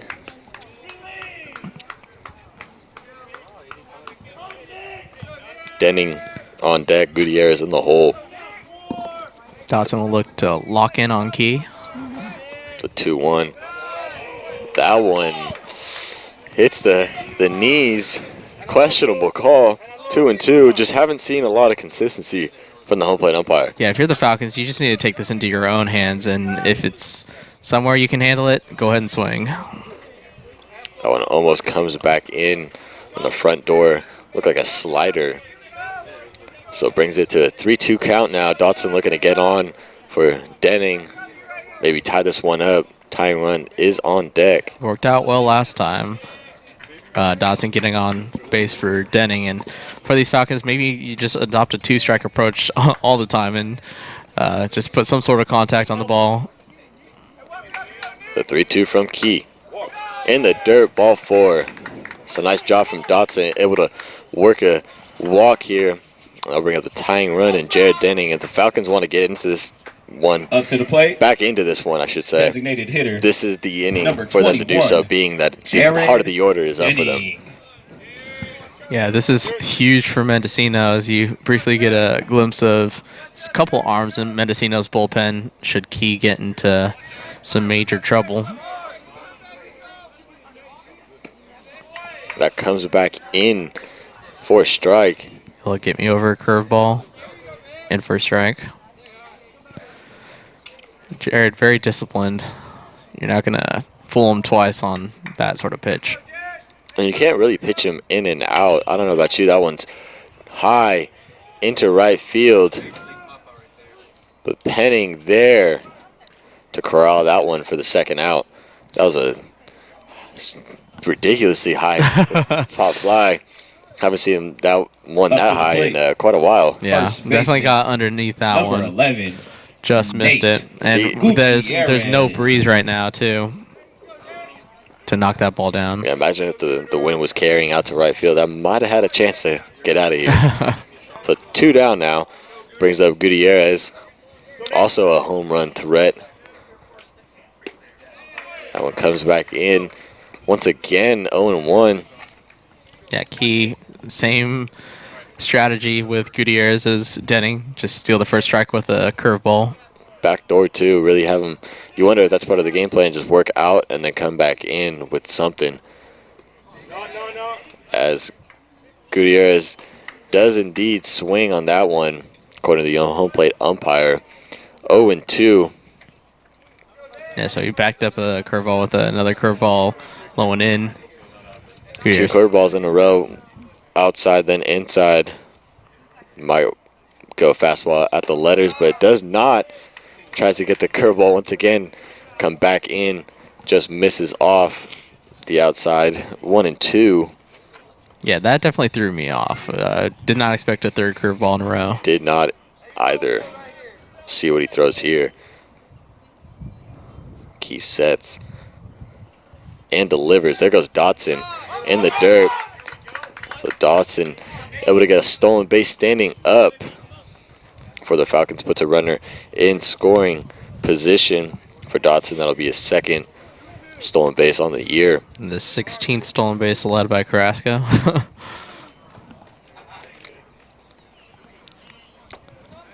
2-2 the count. Dotson at second now. Here's the pitch. Inside and low. Full count. Krebs on deck. Pribolinski in the hole. And especially for the Falcons, this is the inning that they wanted to at least get back in. Still have an opportunity to, because we all know the later innings for the Falcons has been a struggle so far this season. As that's low for a ball.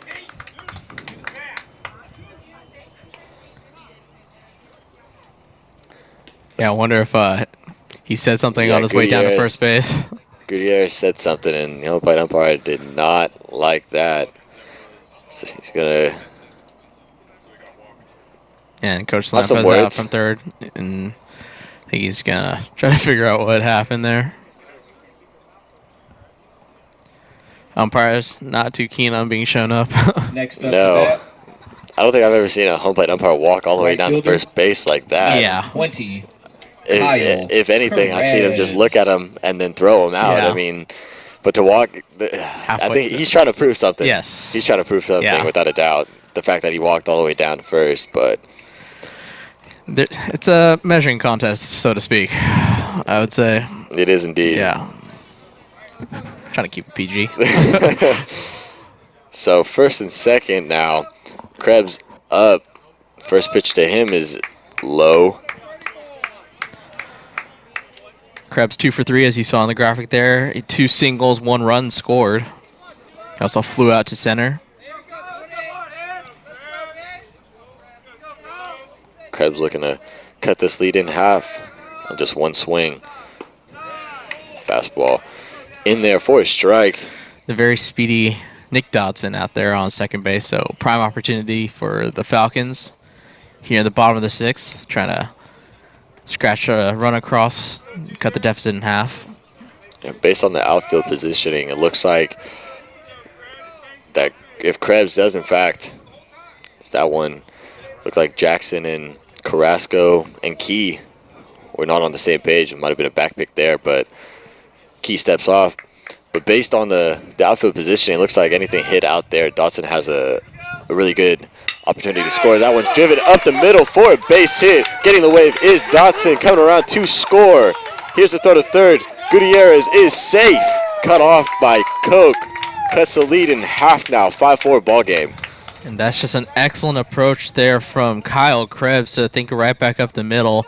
Sliced it right past the second baseman into that right center field gap and allowed Gutierrez to advance to third as well. So clutch 2-out hitting yet again for the Falcons. Yeah, give it up for Gutierrez right there. Nice base running. You see there on the replay. Getting a good read on that ball, especially with it being 2 outs. You're running on anything, but showing his speed there, moving up to third. Puts the runners on the corners with Pribolinski looking to tie this one up. And 3 of the 4 runs for the Falcons have come with 2 outs. So that's a trend that the Falcons will love to keep going. And that's it for Key. So that's a day indeed for Key as he just pitches 2/3 of an inning, gives up a run, make it a 5-4 ball game. They're bringing in the lefty Andrew Cisneros, and 6 2/3 innings pitched. He has a 10.80 ERA. That is 8 earned runs and 6 2/3 innings pitched. 15 hits allowed, and 2 walks on top of that. So that's a whip over 2. That's actually closing in on 3. He has 6 strikeouts, and he's allowed 8 extra base hits, 7 doubles, and 1 home run.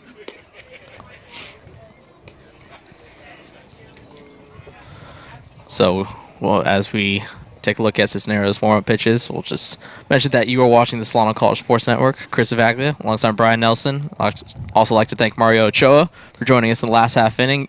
Mendocino is up 5-4. If you want to watch any of our content on the Solano College Sports Network, you can go to youtube.com and search Greg Poff, the professor and head honcho of the Solano College Sports Network. Head honcho. You can also go to the facebook.com, follow us on Solano College Sports Network, and on social media on Twitter and Instagram at SCSN Sports. Give us some love, show us some support.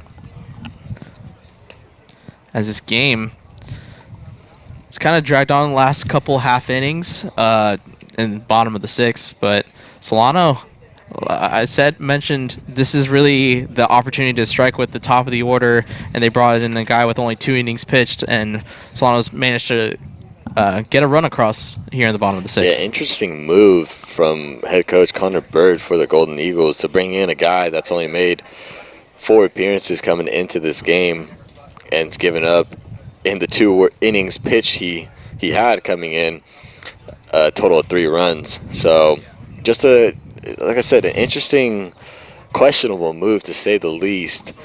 Especially in a conference game like this, you want your best stuff out there no matter what it is. So especially splitting the series, this is the rower match. This could play a big role, say at the end of the season, and you're playing a tiebreaker or what. But nonetheless, Pribolinski is ready. Runners at the corners. Gutierrez at third. Krebs at first. And there goes Krebs' first pitch and a fake throw, and Gutierrez is back in time. So that pitch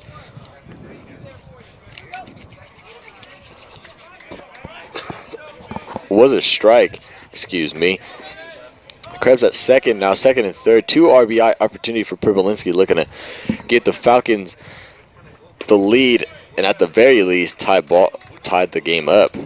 So Cisneros dropped down their sidearm on that last pitch, 0-2. I saw that. That was definitely trying to deke Pribolinski up there as he's down 0-2.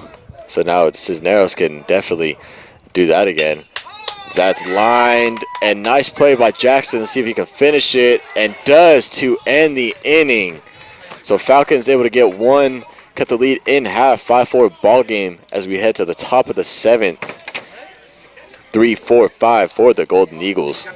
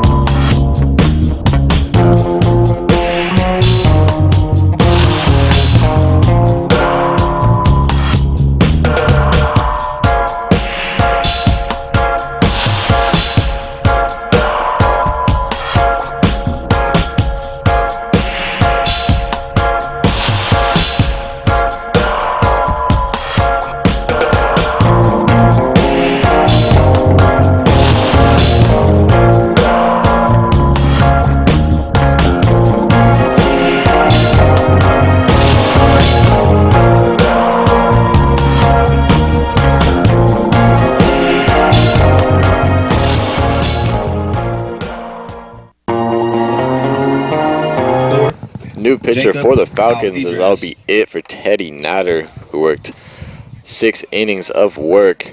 Had a pretty decent day, to say the least. And Caparelli making his 6th appearance on the year, sitting at an 8.78 ERA and 13 1/3 innings pitched. Opponents are hitting .333 against him. Looking to keep this game where it is, 5-4 in the top of the 7th. The first pitch to Alvidrez is for a ball. So Alvidrez was at the plate when Kimberly got thrown out, so he gets a fresh count and he jumps ahead 1-0.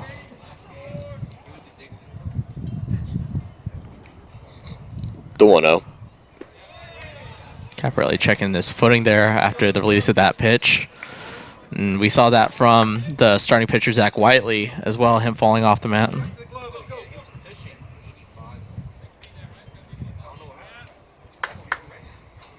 From Caparelli. That one's fouled. So Alvidrez, he is 0 for 3 with a run scored. He scored on when he reached on an error in the 5th, in that 3-run 5th inning for the Golden Eagles. And we've seen Caparelli out of the bullpen, has that straight over the top delivery, that 12-6 curve. Ground ball to Diaz. Nice backhand throw over to Gutierrez, and does not swipe the tag, but great job from Diaz over at short to field that cleanly and at least make a chance over there first to get the out. Yeah, you couldn't ask for much more from Roberto Diaz as he fielded it cleanly on the backhand, popped up really smoothly, almost lost his bounce a little bit, but put a strong throw, but it just wasn't accurate enough, but understandably so. Gutierrez tried to make the tag and try to sell it to the umpire, but he wasn't buying it. So Alvidrez will lead off the top of the 7th with the infield single, bring up Penning, who walked his last time up. Perfect on the day, 2 for 2 with a walk and a run scored. Alvidrez leaning towards second, does not go. First pitch is for strike. And Alvidrez doesn't have a stolen base on the season. Seems to me that he has pretty good wheels based on that infield single, as that's blooped into center field for a base hit. That was a nice piece of hitting from Penning, because everything was out in front ready to go, and kept his hands back yeah, and just slapped it in. Nice job. Yeah, that's the definition of an adjustment mid-swing, because his whole body, his whole swing started anticipating fastball, read curveball right out of the release of his hand, just kept his hands back, and that was just all hands swing, and went right back up the middle, and Penning gets his third hit. So now Gordon is up with no out and having a talk with his third base coach, Bird. And you're kind of thinking here, maybe he goes back to that drag bunt to, like we said earlier, the low risk, high reward. Yeah.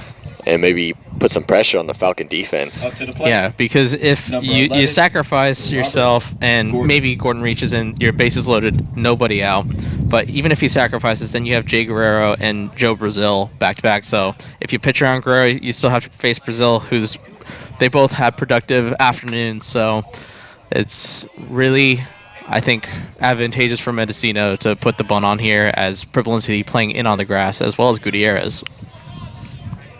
Caprelli sets the check and does indeed show bunt is Gordon, but that's in there for a strike as he pulled back. Yeah, and it wasn't a straight-up sacrifice. He was trying to maybe get a head start there and bunt for a base hit as well. Falcons look, as far as bunting adjustments, Privilinski will charge in. If it is a bunt, that one's taken for a ball. No wheel play on for the Falcons. So that was a big miss by Caparelli. If you could have gone 0-2, you could have put Privilinski and Gutierrez back a little bit, not anticipating a 2-strike bunt. But here, anything could be possible. The 1-1 does not show bunt. That's swung on and missed from Gordon. Yeah, swung out of his shoes on that curveball. I think the complete opposite approach that Penning had in his at-bat. So 1-2. Let's see if Caparelli can set down Gordon here. Has a couple pitches to play with if he wants. Here it is. Fastball catches Gordon looking for the first out.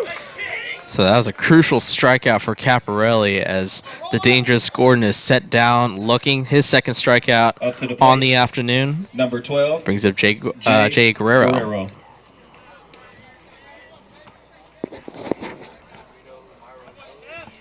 Guerrero is 1 for 2 with a single RBI and a strikeout. He also walked his last at-bat. So reached base twice.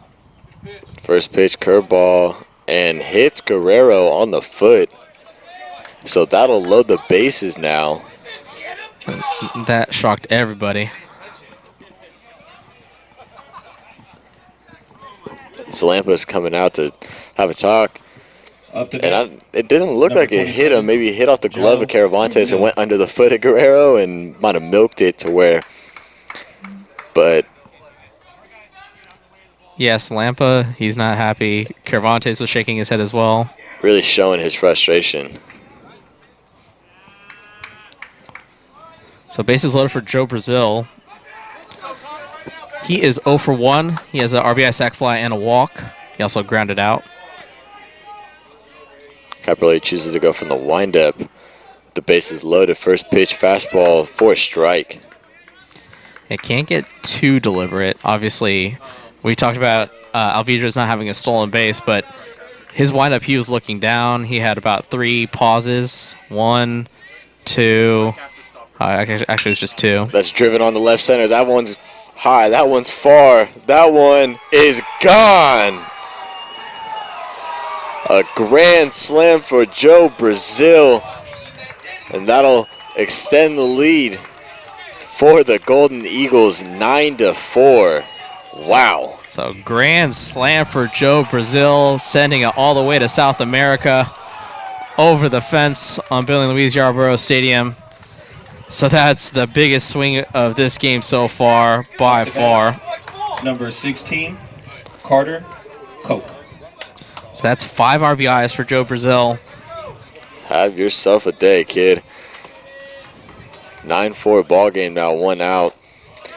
That first pitch to Koch is in there for a strike. And so he just really cheated on that fastball, and he put a great swing on that one, obviously.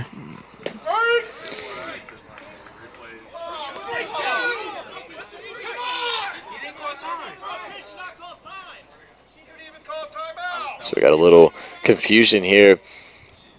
Birds having a talk with the home plate umpire about that one, and they're saying no pitch now.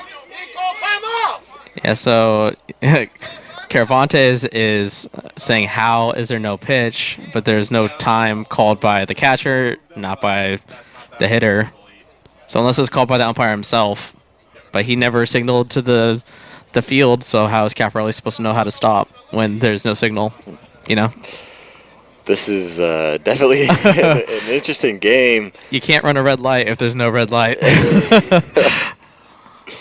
This home plate umpire is just digging himself in a hole. I don't think he can even explain himself.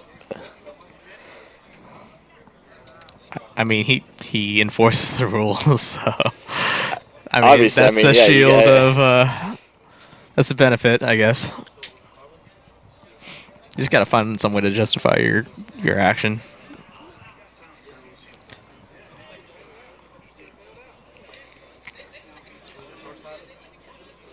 So yeah, this has been quite the afternoon of questionable calls. It's been building to this moment, especially after Grand Slam. Gotta take this wind out of everybody's sails. And so we get a close-up look at the two umpires chatting. Talk about dinner plans maybe later. Yeah, what's for dinner? You guys are prolonging this one. Gonna zoom in there.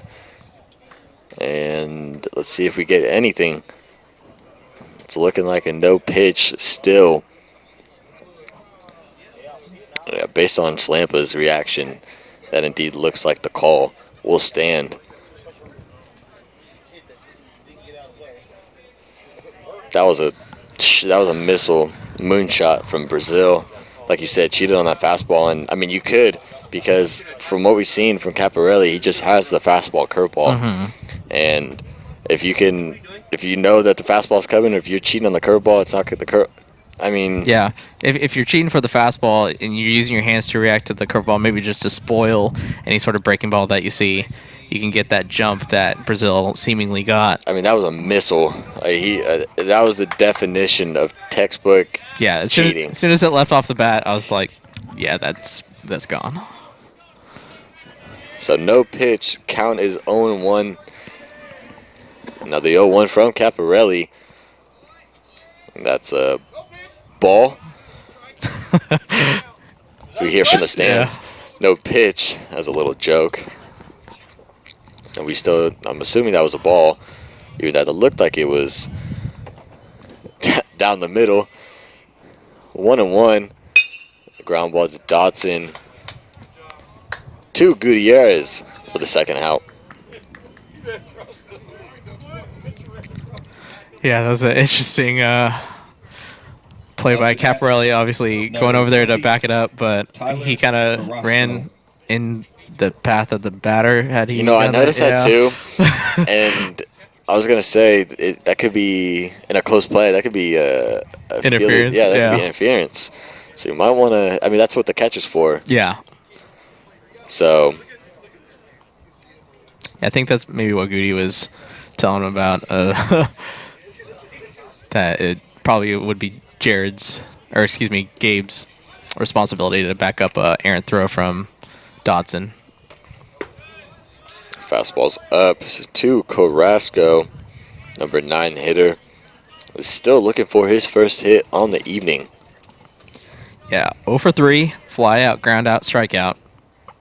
Shows bunt, pulls back for a ball. And there you get a look at this graphic. 0 for 3. Starting catcher. The 2-0. 3-0.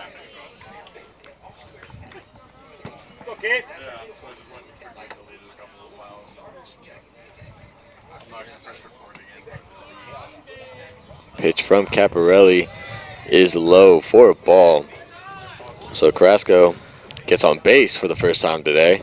And that's a tough one because Carrasco really is the surest out in this lineup. And to turn it over back to the top, very dangerous, as Kimberly is 1 for 2 with a single, a strikeout, 2 walks. Has scored a run and has been caught stealing. But Kimberly, obviously a threat to do some damage. Check on over to Carrasco, but back in time. And Kimberly's the 8th Golden Eagle to come to the plate in this half inning. Getting somebody jogging out there to the bullpen. I think it's Zaldivar. Set and delivery. Driven on to left center. Back goes Verrett. And that'll be down for a base hit. Getting the wave home is Carrasco. And he will score. So an RBI double for Carter Kimberly extends the lead 10-4 Golden Eagles. And that was very reminiscent of the home run from Brazil. Just not the same amount of pop, but it split the center and left fielders perfectly. So a 2-out RBI double for Kimberly. So the Golden Eagles showing their offensive production this inning especially. Yeah, and the home run was the first extra base hit for Mendocino in this game, and now Kimberly with the double is their second. First pitch to Jackson for a ball. Jackson is 0 for 3, reached on an error, hit by pitch, has scored both of those times. He's also flown out and struck out. Yeah. And there goes Kimberly, gets a nice jump. Throw is not in time. That's interesting. 2 outs to go. I mean, if you have the jump, I talked about Caparelli's motion. There's a lot of pausing in it, and it's not a quick one. So Well, obviously, the thing there too was that he kept bouncing towards third, and Caparelli kept checking on him, and no one was covering the bag. And Kimberly just said, "Why not?" and decided to go. In there for a strike, 2-1. And with that 12-6 break on the curveball, should anything get past Caravantes now, Kimberly can try to score from third.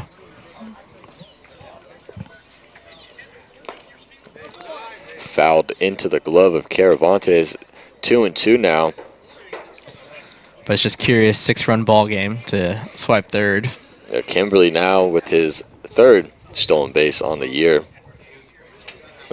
Has been caught stealing twice in this game. And like you said, Brian, that stolen base does indeed come in handy for the Golden Eagles as Kimberly scores on that one to extend the lead 11-4. Yeah, and that ball, Kimberly got a great read on it as well. His secondary lead had him right in stride, so even if it hadn't bounced too far away from Caravantes, Kimberly was very aggressive on the base paths. Here's the full count. That is in off the fist. Yeah, I of Jackson. felt that. Face off the and it almost looked like it hit his hand as he swung.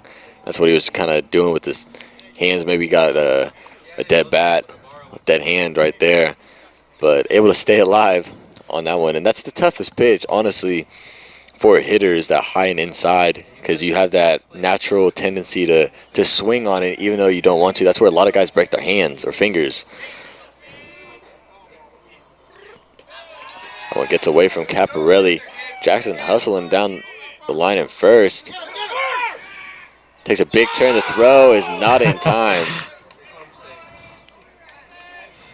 So, interesting series of events right there. Up to bat. Jackson just trying to put on a show at this point. Jacob Alvidrez.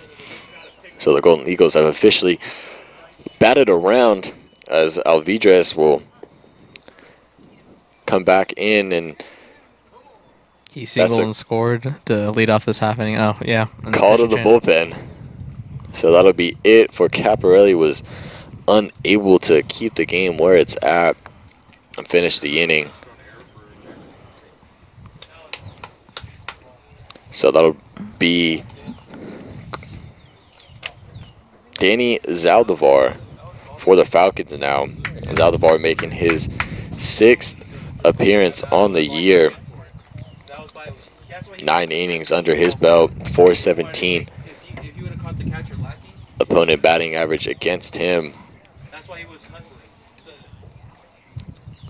Now pitching, number 9, Danny Zaldivar. So maybe you could hear the voice of PA announcer Dylan Collins introducing Danny Zaldivar.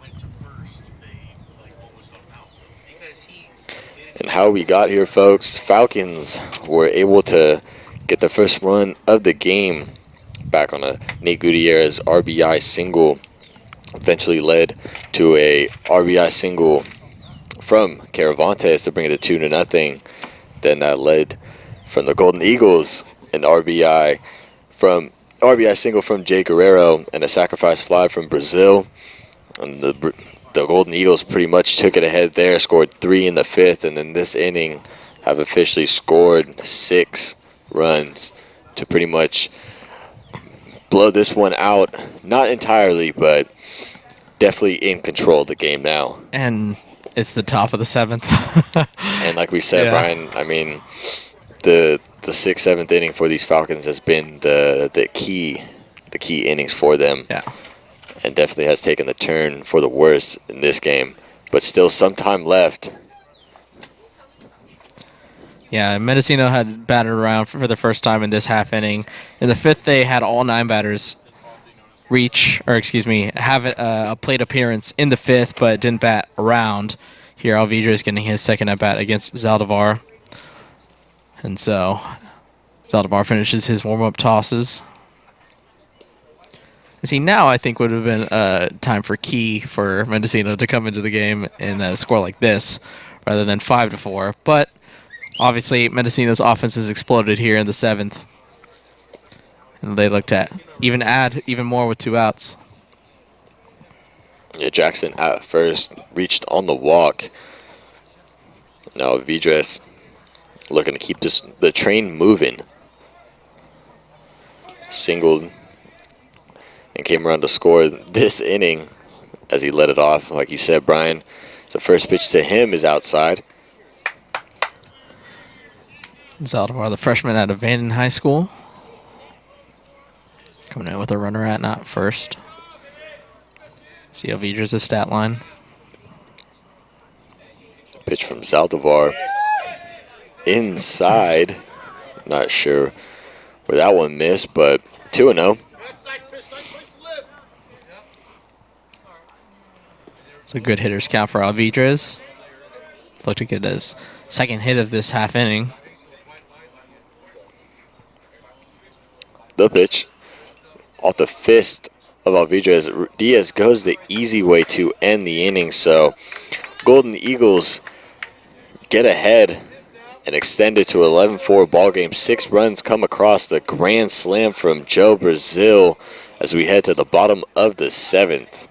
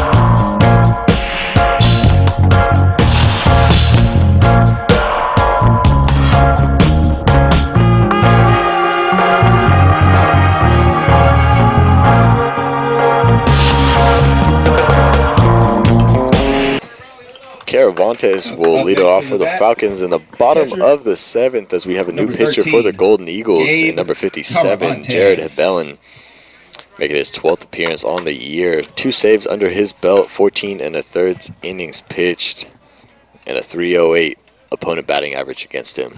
The sophomore out of Cloverdale High School.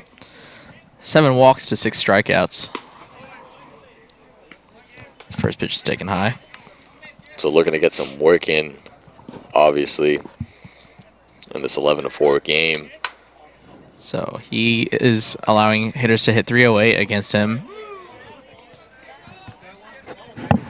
Evens the count 101. He's also hit 2 batters.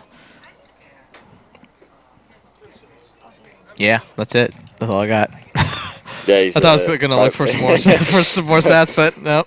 Primary looks to be the primary closer for Mendocino. And him and Coke, I believe, are tied, I want to say, second with 2 other people in Bay Valley Conference in saves. 3-1 the count now to Caravantes. And it's good to get the Solano, last year's Bay Valley Conference leader in saves, back, Tyler Pearsall, who pitched on Saturday, I believe. He swings and misses on that one. Yeah, Pearsall had a nice outing on Saturday, 2 innings, scoreless. Was able to round out that one in the 7-5 victory over the Eagles. And his first save on the season. Caravantes looks at that one for a ball to draw a walk to lead off the bottom of the 7th.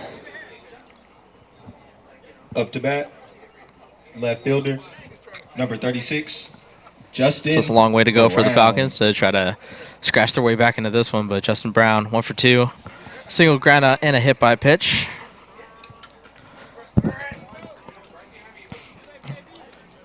His single came with 2 outs his last at-bat. Here's the first pitch to Brown inside.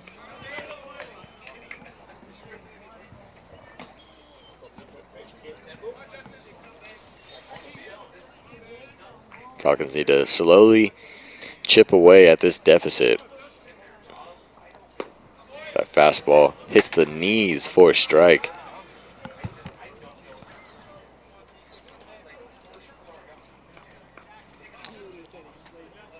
So it's such a cushion for Mendocino. Hebellen can really stay aggressive on these hitters. Inside to Brown. I haven't seen, I don't think, a breaking ball from Hebellen yet, but I think he's probably saving for 2 strikes. Yeah. Even the Caravanes, when he went full, I think he went straight fastball and just overthrew it. It looks like, almost like a short arm as that one's grounded foul. It looks like he's not winding back nearly as much as, say, a typical pitcher, but it just almost shoots out of his hand. Definitely catches you off guard if you're a hitter up there. Yeah, and I think I need to reference his windup again. I wonder if that's just his stretch and of really trying to keep the motion just straight home. As we see the breaking ball right there, but no, in the dirt. Another full count now. So Hebellen coming in with control issues.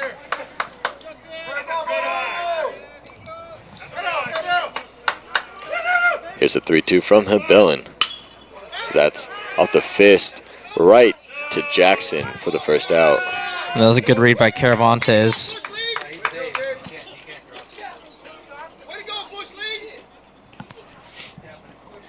Yeah, and some of the crowd is calling it a little Bush League play from second baseman Jackson, who tried to drop it to double up Brown, who didn't run out the play. Yeah, it looked like, I mean, just based on the view, it looked like that he caught it, but did, in fact, drop it. As we're hearing Bush League from the stands now. I mean, it's hard to argue. So 1 down. Diaz up, takes a first pitch strike. I'm all for gamesmanship, but there's just some things that are just a little. Yeah, I mean, 11-4 game. Yeah. In the 7th. I could see it maybe if it was a closer game. That would be a lot more reasonable. Or if it was like a long inning that you're just trying to get out of, but really, you secured the first out. Exactly. Yeah. It's definitely in the bigs. That's when retaliation could happen. Yeah. But you don't want to see that here, and especially college baseball, and especially conference play. You don't want anyone suspended. 1-2 the count to Diaz. And obviously, being conference rivals, you'll see them next year too. So, baseball grudges, the longevity. They do carry on. Yeah.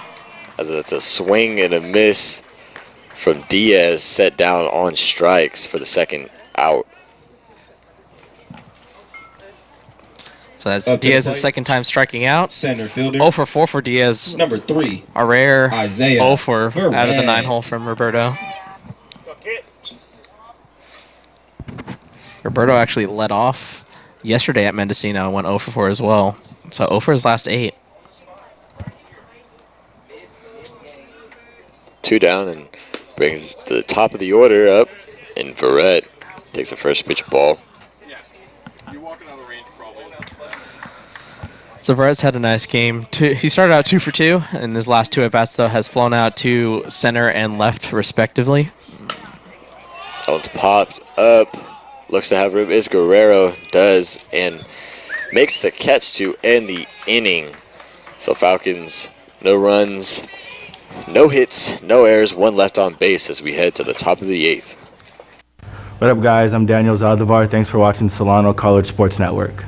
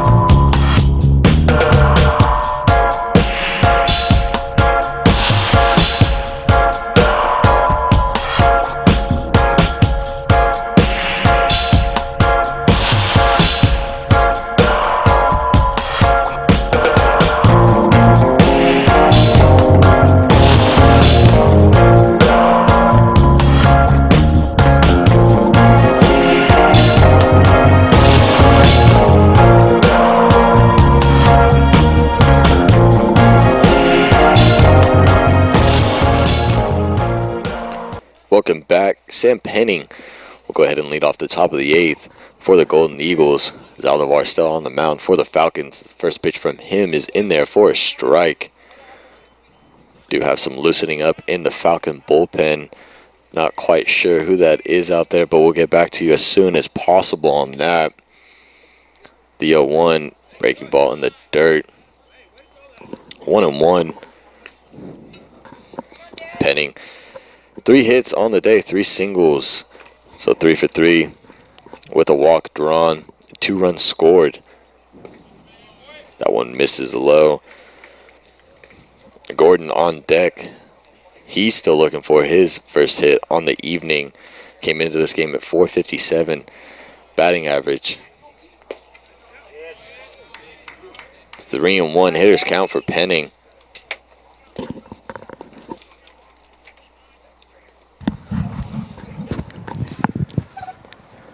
Here's the 3-1.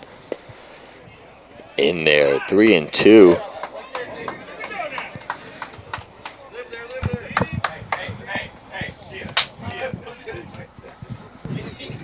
Here's There's the 3-2 from Zaldivar. At the shins for a ball. So not what you want if you're Zaldivar coming into relief and trying to keep the game where it's at to draw a leadoff walk. Penning keeps his on-base percentage perfect, too, reaching for the 5th time. Up to bat. And he came into this one Hitter, number with 11, a 4.11, Robert so that Gordon. must have skyrocketed there.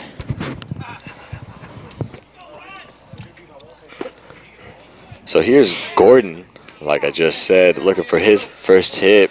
Takes a first pitch fastball for a strike. He's 0 for 2. 2 strikeouts, sacrifice bunt, and a walk. His last 2 at-bats have been strikeouts. Big sweeping curveball, just misses. Might have been high. 1-1. There's some activity in the Solano bullpen as well. I think that's Robert Meadows. In the dirt, but nice job from Caravantes to backhand that one. 2-1. The wind has luckily died down here. It's not as cold as that one. Hits Gordon. So a hit by pitch. Draws the runners first and second. No outs with Guerrero at the plate. Up to the plate. Number 12, Jay Guerrero. Speaking of hit by pitches, Jay Guerrero reached his last time up by hit by pitch. Came around and scored on that Brazil Grand Slam. He's also walked and singled home Sam Penning. So he is 1 for 2 with the strikeout as well. He's reached base his last 3 times he has come to the plate. Gutierrez and Privilinski even with the bag.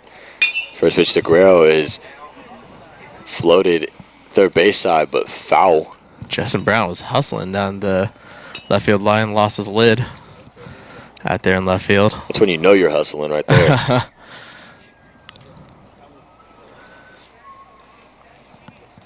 That or your Bartolo Colon, and yeah. you just lose your helmet every time you run. He's something else, man. He's always a pleasure to watch. Yeah, I hope he makes a big league club again somewhere. Oh, he's signed with Texas, yeah. Line drive to Privilinski. And that's the only out the Falcons will get as runners retreat back to their bases. So 1 out. And the runner at first is a little ginger Robert Gordon. It's a little hard. Up to the plate. He's clutching his left Number 27, leg. Joe Brazil. You get a look at Gordon on the ground. So he's clutching either his hamstring. Looks like, ooh, does not look good. Yeah, he's saying not to move it. And so a couple of Solanos. Not quite sure. Were you looking over there? Not quite sure how exactly he did that. He dove in hard. Was it head first? No, I don't believe so. Feet first? I think, yeah, and just caught the bag. Mm.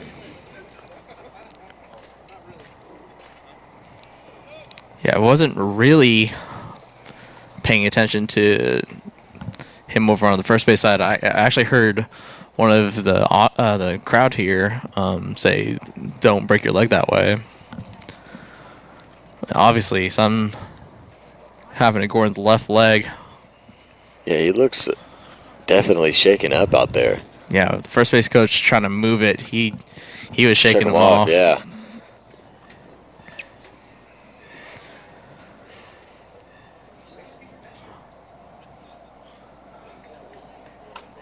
So he's not putting any weight on that left leg. Wow. Just unfortunate for the Eagles. Their top hitter as well. Batting .457 as we talked about entering the game. Only 46 at-bats, only 15 games started. You get a look as he's helped into his dugout. And so we'll get a pinch runner. That's Malik Bond, outfielder. 6 foot tall, 195 pounds, freshman out of Rutland High School out of Macon, Georgia.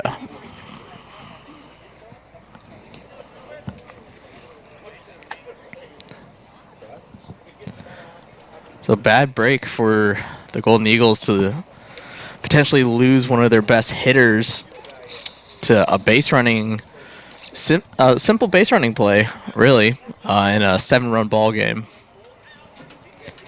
Yeah, so we hope he's okay. Wish nothing but the best for Gordon there. Saldivar gets a couple warm-up pitches after that. See, this is where we miss Christine Butler on the music. Yeah. Where there's Sound effects. something to kill the time between. So we're back in action. As I'll bring up Brazil, who, like everyone knows who was watching, had that nice grand slam over the 370 sign out in left center. And you just get a good look at his hands from that side camera view. That one skyrocketed high, heading towards the third base dugout and foul out of play. And yeah, that's what I pointed out earlier in the game. Just looks so relaxed up there, and based on the hands, just that's another thing too with a good hitter. You know, a good hitter can adjust, and you know, how comfortable they look up there at the plate as well. I mean, you look up there, he looks like he owns the plate, just ready to go. Yeah, tension in your arms and your hands, that just diminishes power. So him keeping that top hand really loose allows him to have a lot more bat speed as he comes through the strike zone, as he's facing a 1-1 count from Saldivar. So when he jumps on a fastball, when he is anticipating it on the inside, it's going to go a long way because he's generating so much bat speed from his soft hands. So 2-1 the count. And so I've always found it interesting when guys do to try to keep their hands soft. As a Red Sox fan, one of my favorite players was Kevin Youkilis, and they used to say like he played a violin because he just constantly kind of on his shoulder went the bat back and forth just to make sure that his hands were soft. Yeah, he had a unique batting style to him, as Brazil set down on strikes on the check swing, couldn't hold up, 2 down. Yeah, you saw him later in his career with the Yankees. Yeah, that was really weird to see that, because I mean he was with the Boston when the rivalry was heated for the years. I mean, and the way, I mean, like you said, the violin, like it was like 3 fingers he held on top, and then he slid that right arm down. Yeah. And it's just so weird, but it got him to where he needed to be. He still got paid millions. Still got still was playing in the bigs. So can't hate on it. If it works, it works. I'm trying to think of other unique batting styles. Youkilis was probably the most, as far as starting with one hand up top. Yeah, that's gradually sliding it back down. Another one who starts off weird but then ends up turning back to normal-ish is Kipnis. You ever see him when he first gets up and extends out everything and reaches up? And Craig Counsell was always another one. Still don't know how he hit successful in the bigs. That was a straight up and down, and I don't know how his neck didn't spasm out every time. I know. Everything was tense, it looked like, but still managed to hit. Chopper to Pribolinski. Fields it cleanly to end the inning. And that looked like he took his foot off as he fielded that, but nonetheless, the end of the inning. Yeah, I think there's another crazy umpire thing, because one, I don't think Bryce actually touched the third base back with the ball in his possession. But I think right when he got the ball, he lifted up his foot. Yeah. To where nothing was on the bag. Exactly. It was just, oh man. Alrighty, well. Dinner plan still on. Yeah. So that'll end the inning as we head to the bottom half of the 8. Dotson, Denning, Gutierrez. Hi, this is Tyron Salampa. Thank you for watching the Solano College Sports Network.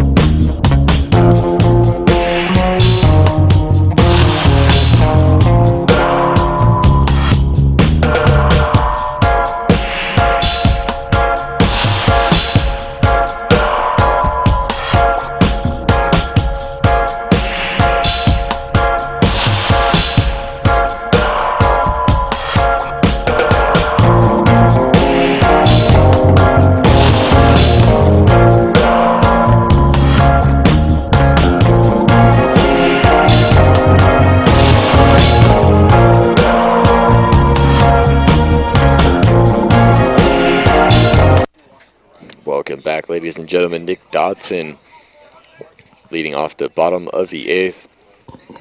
Bellin's still out there for the Eagles, getting his work in.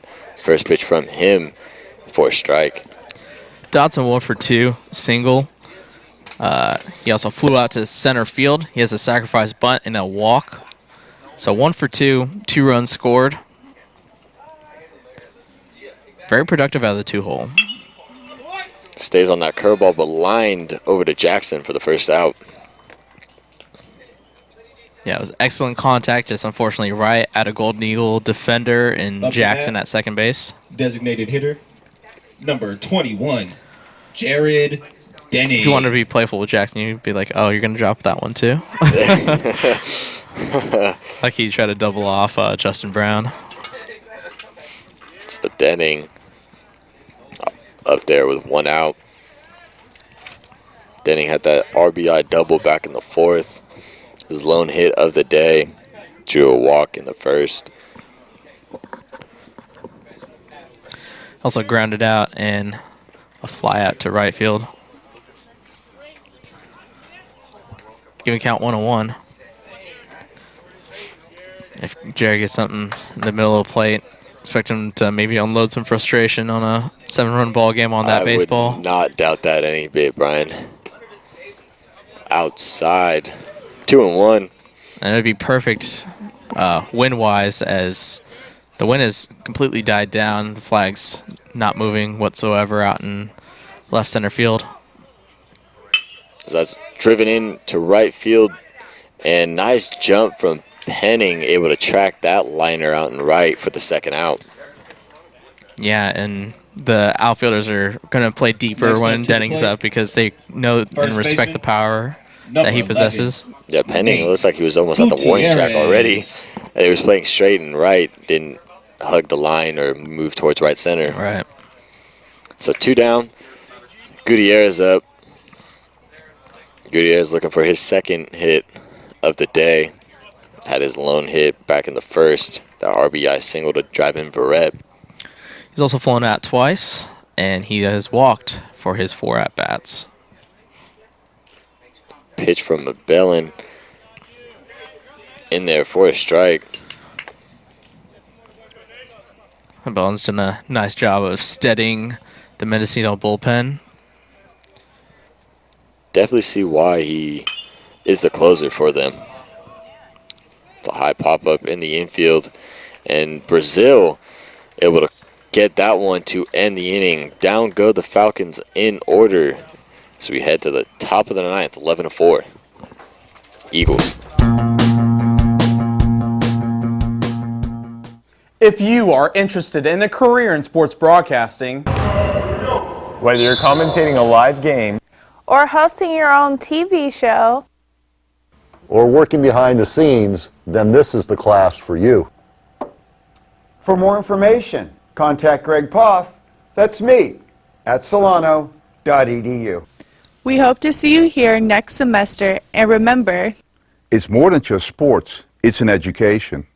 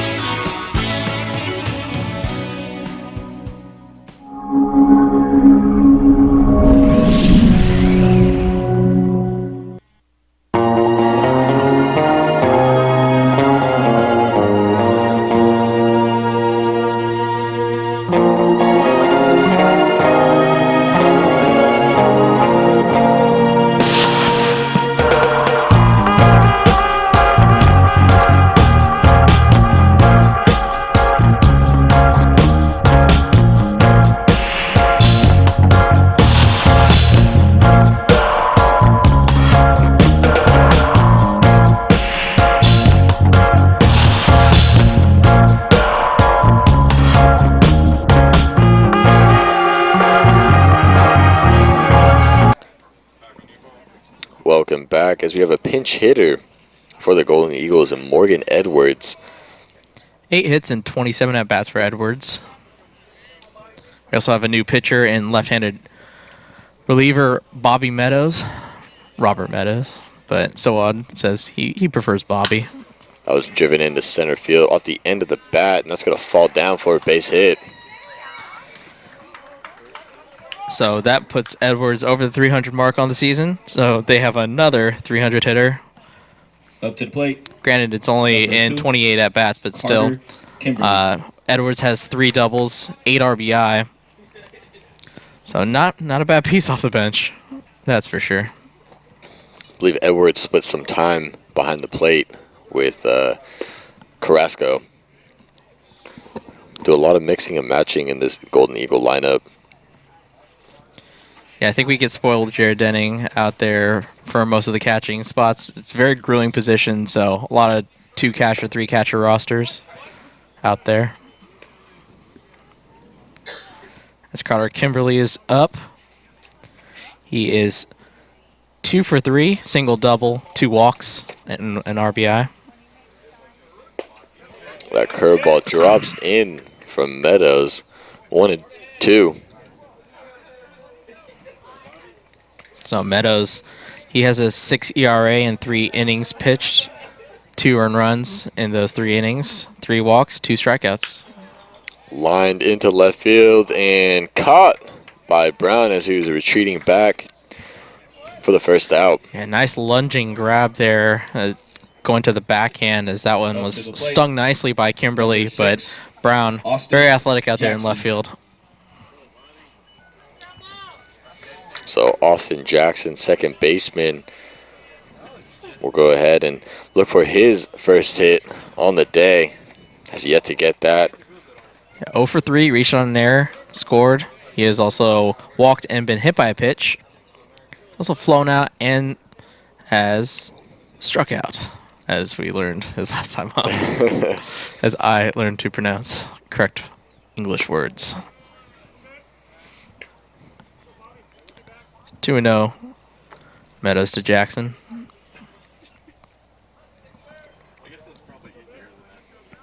Meadows sets and delivers. Nice healthy rip from Jackson, but fouled off out of play. Jackson, that seems to be the trend. You know, I think we said, I don't know if you said this on camera, I think we might have said that about Kimberly, but the whole team is really rocking the stash.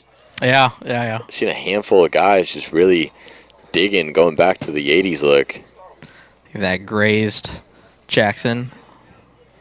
That one's thrown behind Jackson, and he's frustrated. Uh-oh.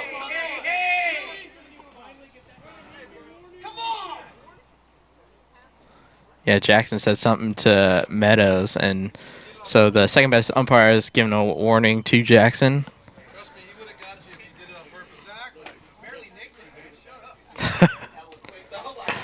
So Jackson. I enjoy the peanut gallery and their comments. Do. Well, I love really the Solano do. crowd. There's something else. There's some talkers Love there, it. and they have some great one-liners. I'm sure they're pretty boisterous too. So I'm wouldn't be surprised if it shows up on a broadcast every now and then. I'm pretty sure they've come up a couple times back in previous broadcasts. We have some yellers too, so I'm sure our audio has caught some of it at least.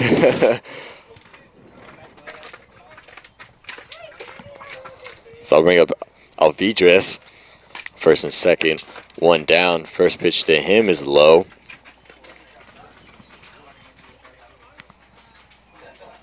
And it is a little ridiculous to think that was intentional in a 7-run ball game to get grazed. I could obviously see why, based on the 7th inning, him dropping it and then going pitching behind him. But I mean, as we heard from the crowd, if he really wanted to drill you on purpose, he would have done it right at the back. Yeah. Right at the back. So, I mean, it's you don't know if it wasn't maybe just trying to send a message. Yeah. You never know. But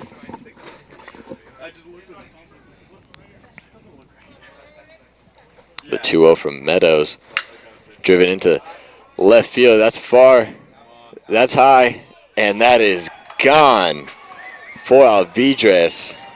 A 3-run shot to extend this game to 14-4 Golden Eagles.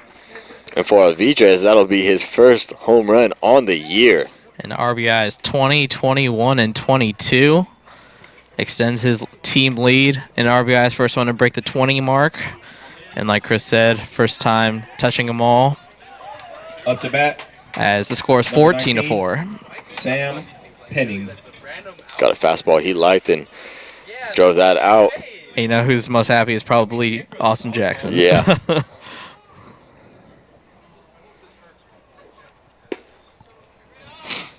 Outside. Sam Penning trying to go a perfect 6 for 6 in reaching base. He's 3 for 3, 3 singles, 2 walks.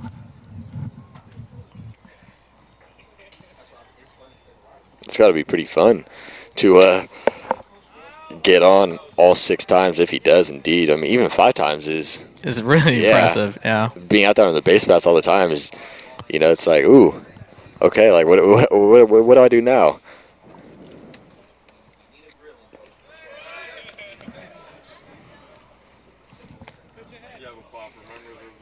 Meadows looking to get out of this one, keep the damage where it's at.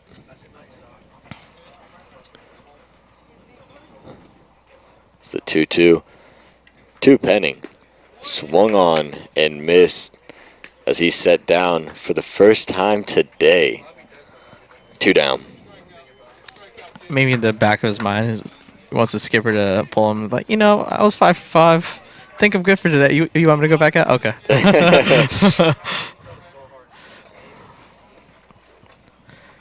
And here is Bond. Malik Bond.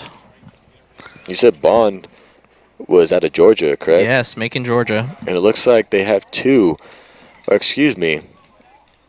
So they got, that one's fouled. They have Bond, who's out of Macon, Georgia, and then they have Delora and Jackson, who's also out of Georgia, Burford, and he went to IMG. It's basketball school, right? IMG Academy? IMG is isn't IMG the one where, I mean, you got to pay to go there, right? Yeah. Okay, that's what I thought. And then I'm pretty sure that's the one, too, with the top program for football as well, if I'm not mistaken. If I'm thinking of the same school. Yeah, I know it's a recruiting high 100%, school. Yeah, without a doubt. For some reason, I keep thinking of, like, what's the basketball league that's it's not high school, it's I can't remember what the name of it. Anthony played in Okay, I'm not thinking of it either. I know what you're talking about. You know, like yeah. high schools and colleges are very wary of the basketball programs and the involvement of those coaches. That one's popped up. Brett is the one there to finally end the inning.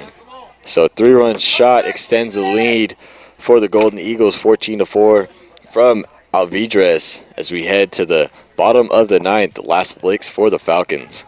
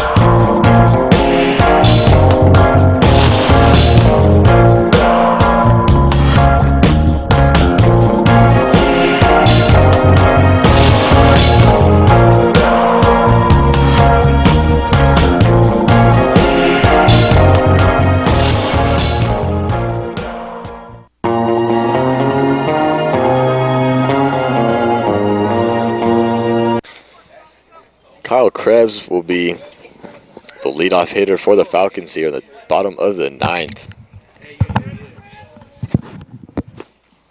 The first pitch to him is for a strike, as we have a new pitcher for the Golden Eagles in Jackson Gilmore, making his 5th appearance on the season.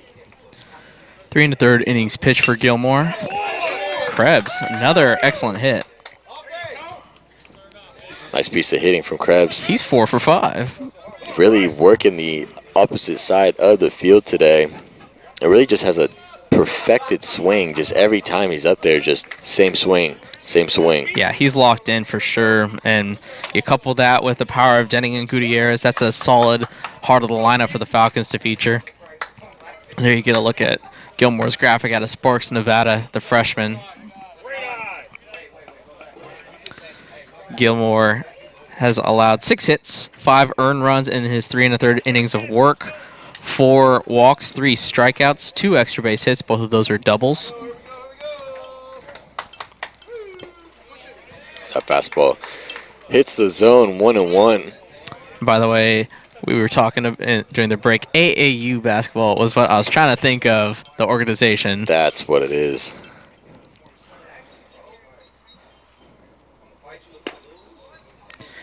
And I'm not sure if there's a IMG. When we looked up IMG, it's located in Florida, but Jackson is from Burford, Georgia. Not sure if there's an IMG high school, but if it is the IMG Academy, it's featured such baseball prospects such as Jose Fernandez, Brady Aiken, former first-round pick. So definitely a legit program that has a lot of alumni that are very famous. I mean, you go there to get recruited. Obviously, like you were saying last half inning, and so the fact that Jackson went there is definitely speaks something. Andrew Benintendi went there. Tyler Pasternicki, Mark Burley, Pat Burrell, Ian Desmond, Adam Dunn, Omar Garcia-Parra, Josh Hamilton. Yeah, I'm pretty sure you have to pay. It's almost like a tuition to go there. Jeez.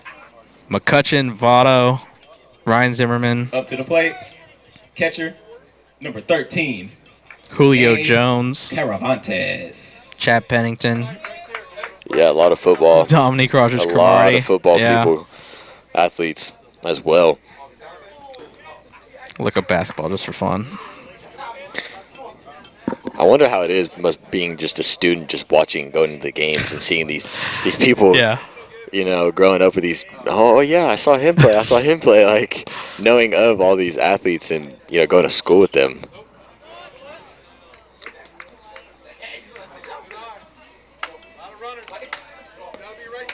Not a ton of basketball that are like really noteworthy. No. Michael Beasley. Okay. Eric Dampier. Dwight Powell. That's about it. Yeah, I knew IMG was big, especially for football, and then obviously baseball as well.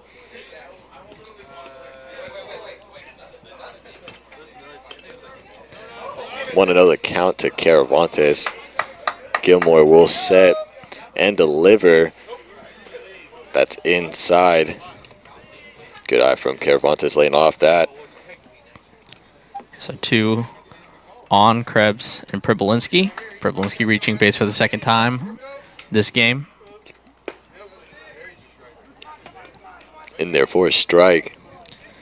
Caravantes is 1 for 3 with a single, fly out and a line out. He walked his last at bat. This is 5th plate appearance. That's driven in out of play, right side.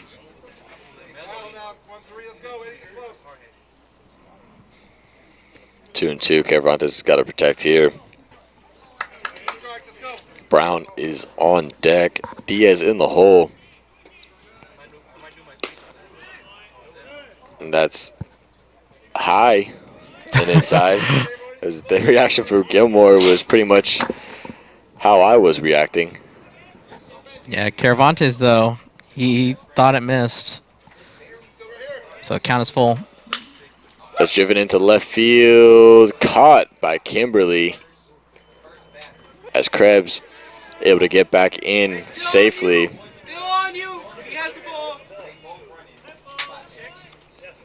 One down. So Kimberly very aggressive there. Up to bat. Looked like Jackson Number 36. was playing the hidden ball trick. I see Krebs over there second. Still having fun. Yeah, see, that I think is a little bit more acceptable. Yeah. Than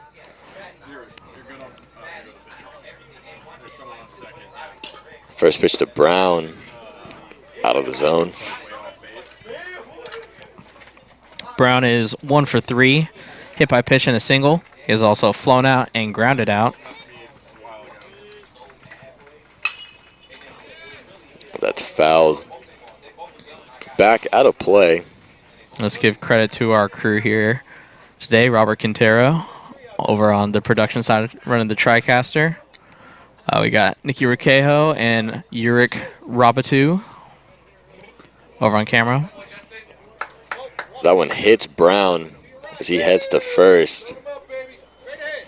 And then Anthony Williams was also on camera. And, of course, Greg Boffman in the main camera this entire game. You see his shot right there. Shortstop. Number 5. Roberto Diaz. So bases are now loaded. And then Mario Ochoa, who joined us in the top of the 6th. He's been running the scoreboard as well. His first broadcast with us, the redshirt pitcher for the Falcons.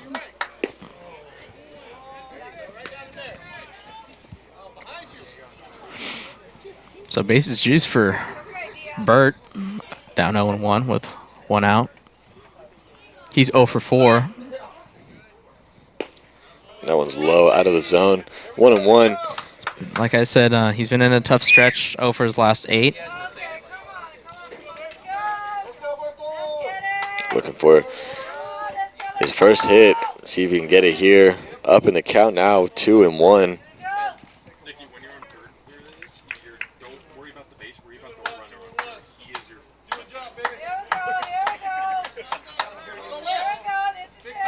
Hits a 2-1 to Diaz. Fouled. Straight back behind us in the booth. Evens it up at 2. Verrett on deck. Dawson in the hole. Gilmore looking to set down Diaz. Potentially a double play ball to end this one.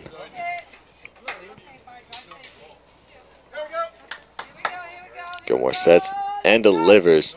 Change up low. Brings it to a full count now. Nowhere to put Diaz. Yeah, expect him to challenge with the fastball. Diaz, very good fastball hitter. 3-2. Out of the zone, and Gilmore walks in a run. Krebs will score on the RBI walk from Roberto Diaz. 14-5 ball game now. Up to the plate, center fielder, number 3, Isaiah. So the first run for the Falcons since the 6th inning. And gonna go with the pitching change.